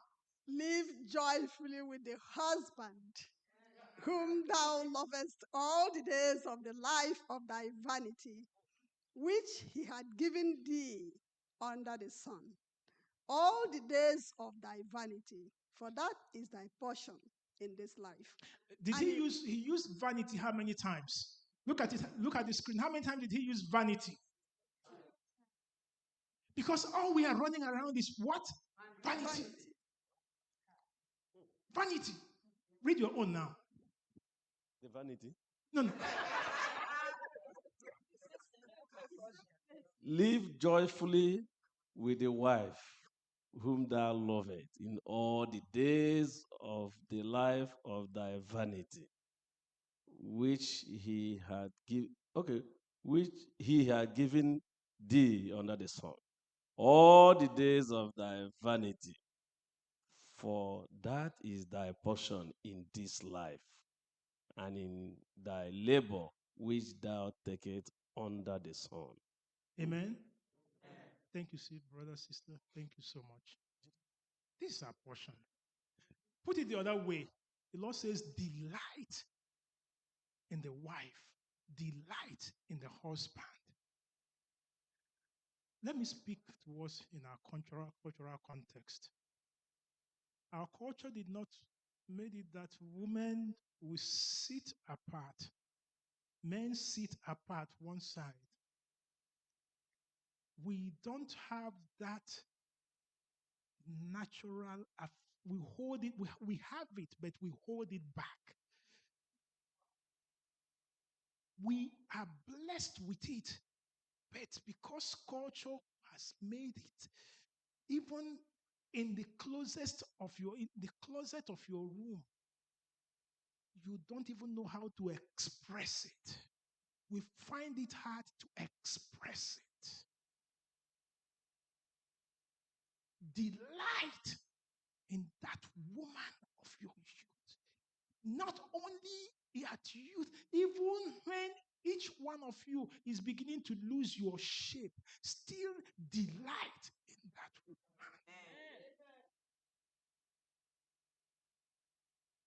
You ask me, how do we nurture? Because it says, delight in her. How do you do this? Today, I'll just talk about date night. How many of us know date night? How many of us know what is date night? How many of us even gone on date night? You know date night? That is the day, that night, when even this woman that is now losing figure, losing shape, this man who is even bending, that is the day both of you still take each other out just to take and be by yourself. He said, come aside and rest a while. Rest in his bosom. Rest in her bosom. Just you and both of. It's not a time to go and settle quarrel. It's not a time to go and find trouble. It's just a time where you sit and look in her eyes, even if it is over a bottle of drink. That is, you want to just go for drinking water. But it is just for you and you alone. For the younger ones who are just making babies, this is the time you look for a nanny. Ask nanny, please take care of these children for me. We're going on what? Date night. Look for that night. Just if you want to come back the next day, you want. But what? The Bible says, live joyfully with that woman. If you can do this, please, can you ask those outside? Sister, ask those out there to please come in tonight. I just want us to spend time together. You will see that you will put more life in your relationship than spending more time in settling quarrels. Because most of the quarrel that we go through is as a result of what? Pressure, stress. And this stress leads to distress. And this stress begins to lead to depression. And depression, if not taking this distress and this depression, if it's not taken care of quickly, what does it end to? You begin to hear divorce. And very often you ask the question, what is the problem? You know, the greatest one that no one can settle. Irreconcilable differences. What is irreconcilable differences? That you throw it up, throw it down. Whereas these were things that could be, as if you have been nurturing love, if you have been nurturing one another, you will find what makes him tick. They say, what is the shortest cord to get to a man's heart? Over a plate of food, right? But very often, it's not even a plate of food. Because sometimes you serve him that food, he says, get it out of my face. The Lord says, come aside and rest what? A while. That coming aside is the rest. Because he saw that they got too busy. Remember, the restlessness is as a result that we don't have time, that we now become husband and wife only on paper. And because very often those at home are putting you under stress, that you don't have time to take care of your own immediate wife and husband. Whereas that those at home, by 6, 7 o'clock, the husband and wife, they've gone to bed. And even if that man that is crying, bring, is going to take that man to get another woman. Whereas the one you have here, you can't even take care of that one.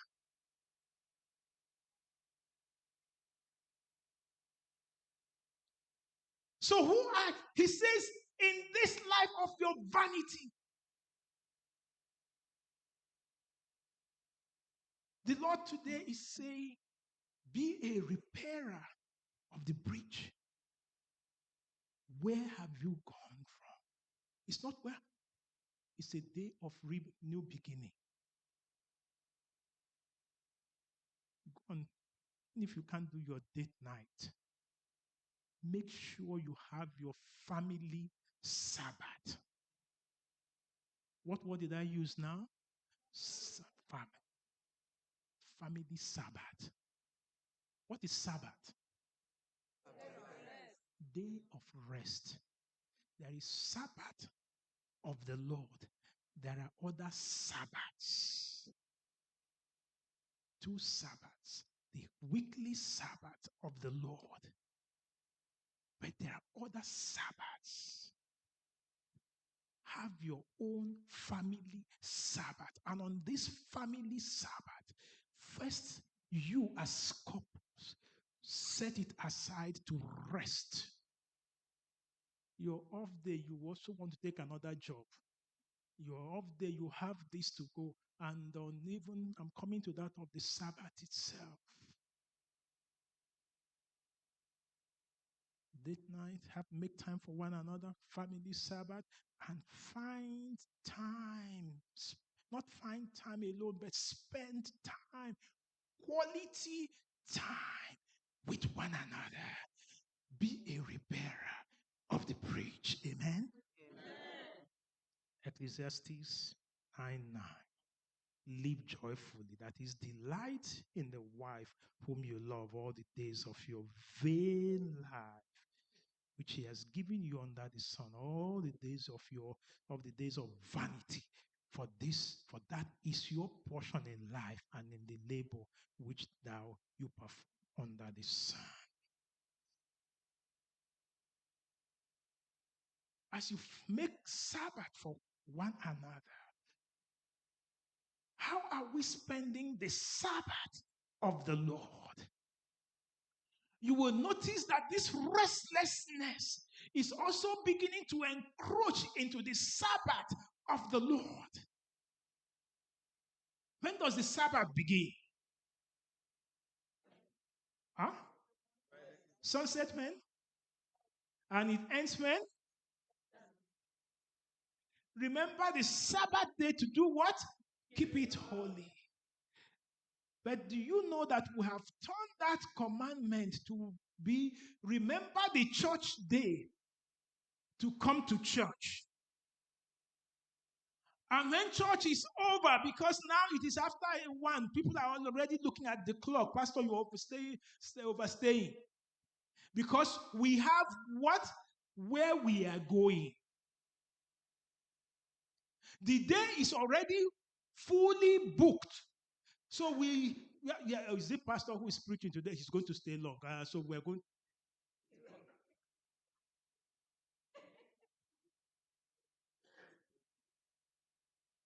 Because already you can notice everybody looking at the clock. But you say, I'm a Sabbath keeper. But do you know? Give me Isaiah 58. Isaiah 58, yes, in the next, because I know that I have to. So I will conclude very soon so that Isaiah 58 verse 15. Verse 13. Give me 13. 13. Let's all read together. Isaiah 30, or who will read this? Who will read this time for me? Okay, you come. Okay, Sister Elwebury, get the mic so that she can read so that every one of us can listen. All right, Isaiah, write down the screen. Oh, okay.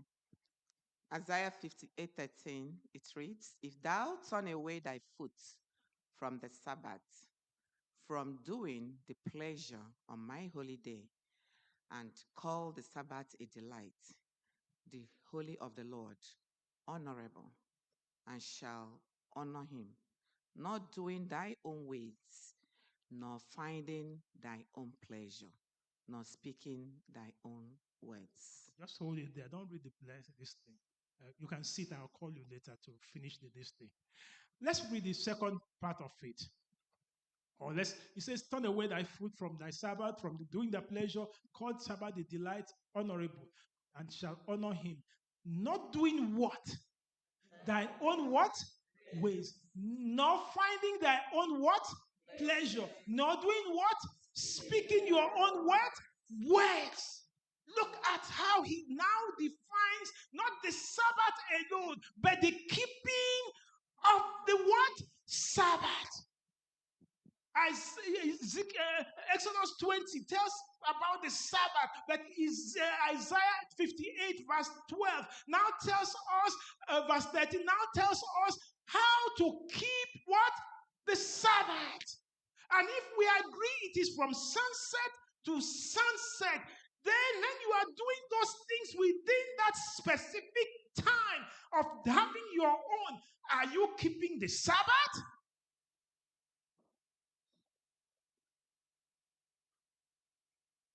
Are you keeping the Sabbath at that time, or have you drifted to having your own Sabbath?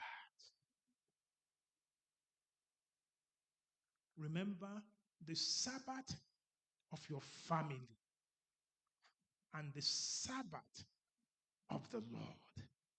Sabbath of the family. You spend time, quality time. You go on your date night, you go on this. But the Sabbath of the Lord. And by the way, sister, come back. Give me verse 14 as we conclude. Isaiah 58, verse 14. Do you know that just as you find pleasure in retaining your marriage, just as you find pleasure in that spouse of yours that you went on date night with, you went on that Sabbath day with, do you know that there's also pleasure, a blessing that comes with you also keeping the Sabbath? Listen to verse 14. 14. Then shalt thou delight thyself in the Lord, and I will cause thee to ride upon the high places of the earth. I will cause thee to do what? To ride. I will exalt you, not just rise. It means what? I will do what? Exalt you. As you remember the Lord, he does what? He remembers you, and he does what? He exalts you. Go ahead. And feed thee with the heritage of Jacob, thy father. There is an inheritance. Do you know that each one of us here, we have an inheritance with the Lord? Do you know that? We are blessed. He says he will surround you with favor as with a shield. That is the promise of the Lord. I will surround you with what? Favor as with a shield. For the mouth of the Lord has done what? Spoken. The mouth of the Lord has spoken. Today, the message. Delight in that wife, in that woman, in that husband. No matter how bending, the charge we always give is what will part you. Death, till death do us part. So if when you are going for your date night, this one is walking like this, and the other one is holding, still find love in that man, in that woman.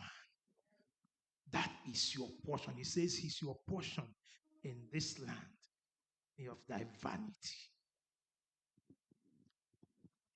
And by the way, you know, when the woman begins to go like this, my uncle said, I'm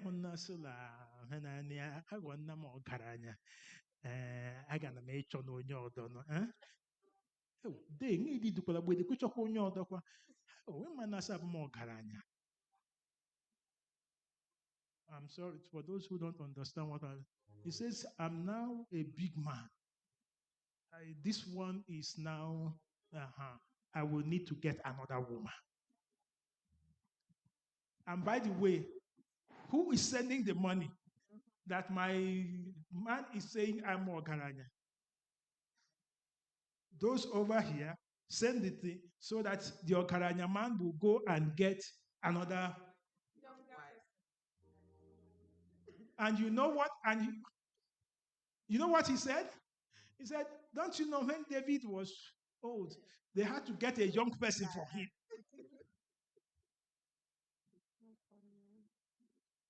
David, you see, brethren, delight in your spouse. Delight in the Lord. And this Lord will delight. He says, I will elevate you and I will honor you with your inheritance. The mouth of the Lord has spoken. And I pray that the Lord will visit your home with love. The Lord will give you life to enjoy one another. The Lord will give you peace that passeth all understanding to live in peace with one another. But above all, as you honor the Lord, as you delight in Him, He will delight in you. I'm saying, when they just say, "Sopre pastors so I came back." When they come back, ụbọchị ụtọ onyinye nke igwe eburu ụzọ nye mmadụ niile. Ọ bụ anyị ndị ka ụka ya. Ọ sị anyị cheta ụbọchị ahụ ka anyị dị icheta ya, lee gị gọzie anyị na ngọzi nke si n'eluigwe bịa n'aha Jizọs. Ọ bụ naanị nke a mkpụrụ awụ niile di na nwaanyị ya, ma onye ọbụla chọọ ịdị mma Jehova, ọ bụ naanị chọọ ịdị mma ụmụ dịka di na nwaanyị, dịka otu eji achọ ya. Ma anyị chọpụta ohere anyị na di na nwaanyị anyị ga-eji ya bụrụ di na nwaanyị nọ ehihie ahụ, ọ dịghị onye ọbụla ọdọ. Nne agaghị ebịa, nne agaghị ebịa. Hụlawa ụlọ abụ hafuwo, unu ngara ngere hafuwo, wọ ngacha alọ, ọ bụla ụtụtụ la alọrọ, wọdịbụ ọbụla alọrọ, ọ dị ha soro wee ebe a lawo mma. Ma ka anyị egwere wee ịhụnanya nke Jehova birila otu n'aha Jizọs. At this time, let's bow our heads. Heavenly Father, we thank you for blessing us with marriage. For those who are seeking for a life partner, we pray that you will provide unto them in Jesus' name. And when you provide for them, teach them to live in love and in unity. Lord, also teach us, those who are married, how to nurture their marriage and to live in love with one another. But above all, that will love you above any other one. We'll give our life just as you gave your life for us. So, Lord, just as your mouth have spoken blessings, I pray that your blessings will be showered on each couple and each family represented here in Jesus' name. Some don't have their couples here, not by their own making. I pray that you, the husband of the widow, you, the husband of the father of the fatherless, that you also will stand in and fill their heart with peace and love from above in Jesus' name. Whichever way, may your love for us remain supreme and love for one another remain revived. For your mouth has spoken, and your blessings will be our portion now and forever in Jesus' name. Amen.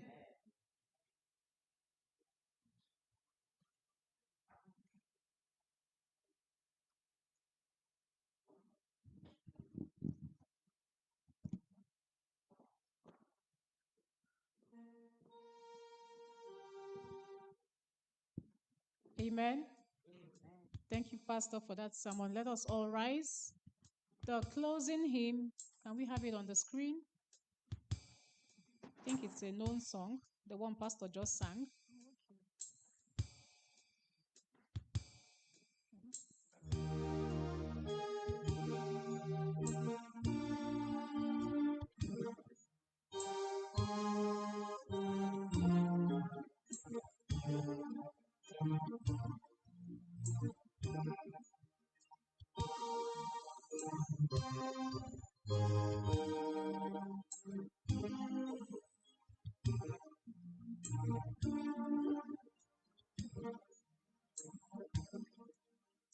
Delightful day, best gift of earth, thy morning in the first Hosanna, Jehovah's friend, they kindly give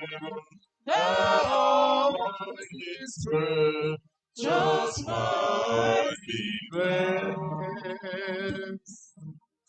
Better than all creation's King, we welcome now that glad return, and while His presence we joy to see God's before and rapture burn. We bless Thy name, Almighty Lord. With all the kings and thou hast given our voices raise, with one accord, in honor of the King of heaven. All praise to Jesus by His blood. We are redeemed from sin and death. Give glory to the Son of God. Praise Him of praise, just and praise. By sin we are exposed to wrath. He died for us that He might draw our wandering feet to virtue's path, where we may keep God's holy Lord.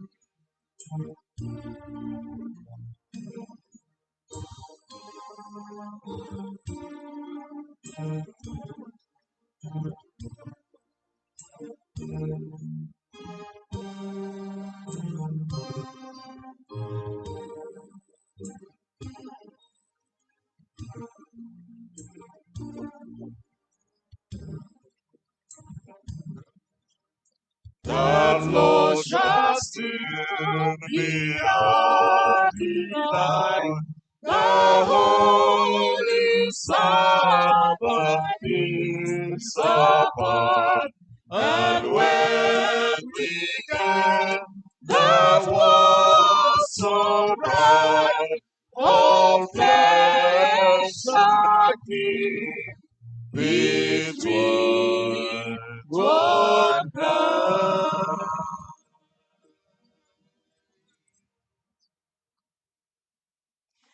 ụbọchị ụtọ onye igwe mmadụ ụzọ na-ata niile ụbọchị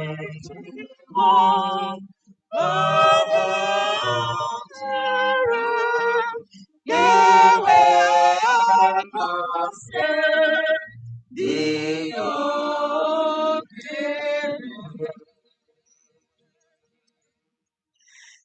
iwu ya ga na-azọ anyị sabatụ otu ime ya ma ikeru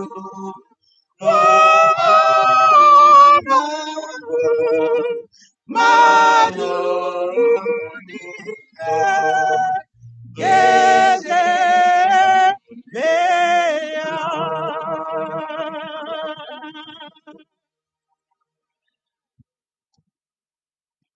Remember, at creation, two institutions.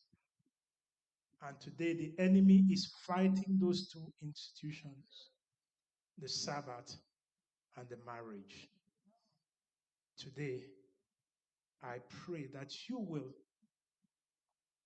stand strong, keep the Sabbath, and keep your marriage. And the Lord bless you. Father, this is our song. We want to delight and the spouse and the husband and the wife you have given us in this life and in this world of our vanity. But above all, bind us together with a strong cord of love that can never be broken in Jesus' name. May we delight also in the Sabbath to worship you in spirit and in truth. Thank you for the blessing you have promised us, that you will elevate and that you will fill us with heavenly blessings. So now, Lord, I pray that you will bless your people. Bless their homes, bless their marriage, bless all that concerned them. Above all, when you've come, may we be found worthy to enter into the kingdom you promised in Jesus' name.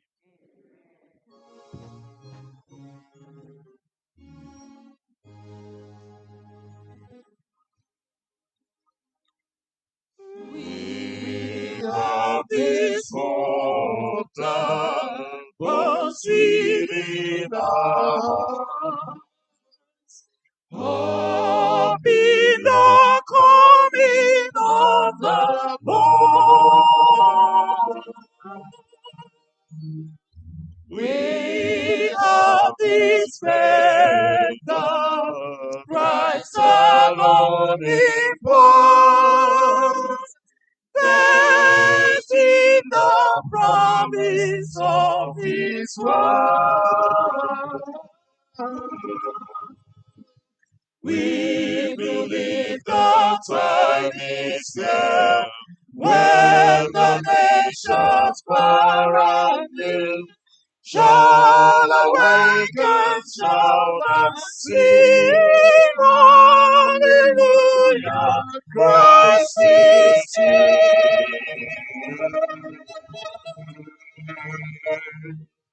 We are this world, but sweet in our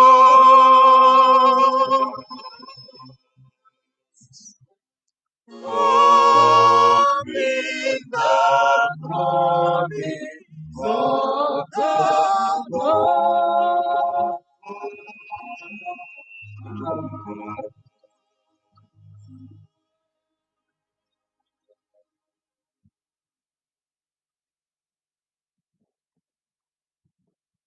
May we be seated. This is a moment of meditation. I would like everyone to speak directly to the Lord. Just 1 minute.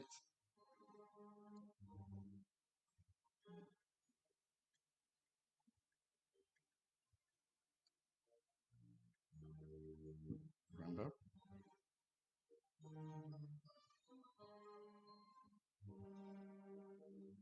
Oh Lord, our gracious Father, I want to thank you. I want to thank you for this wonderful Sabbath. I want to thank you for the message today. I want to thank you for all you've done for us today, this week, and this month. As we depart now, King of Glory, Ancient of Days, may we not depart from you. As we go about our business this week, may you continue to guide us and guide our families. May we all delight in you.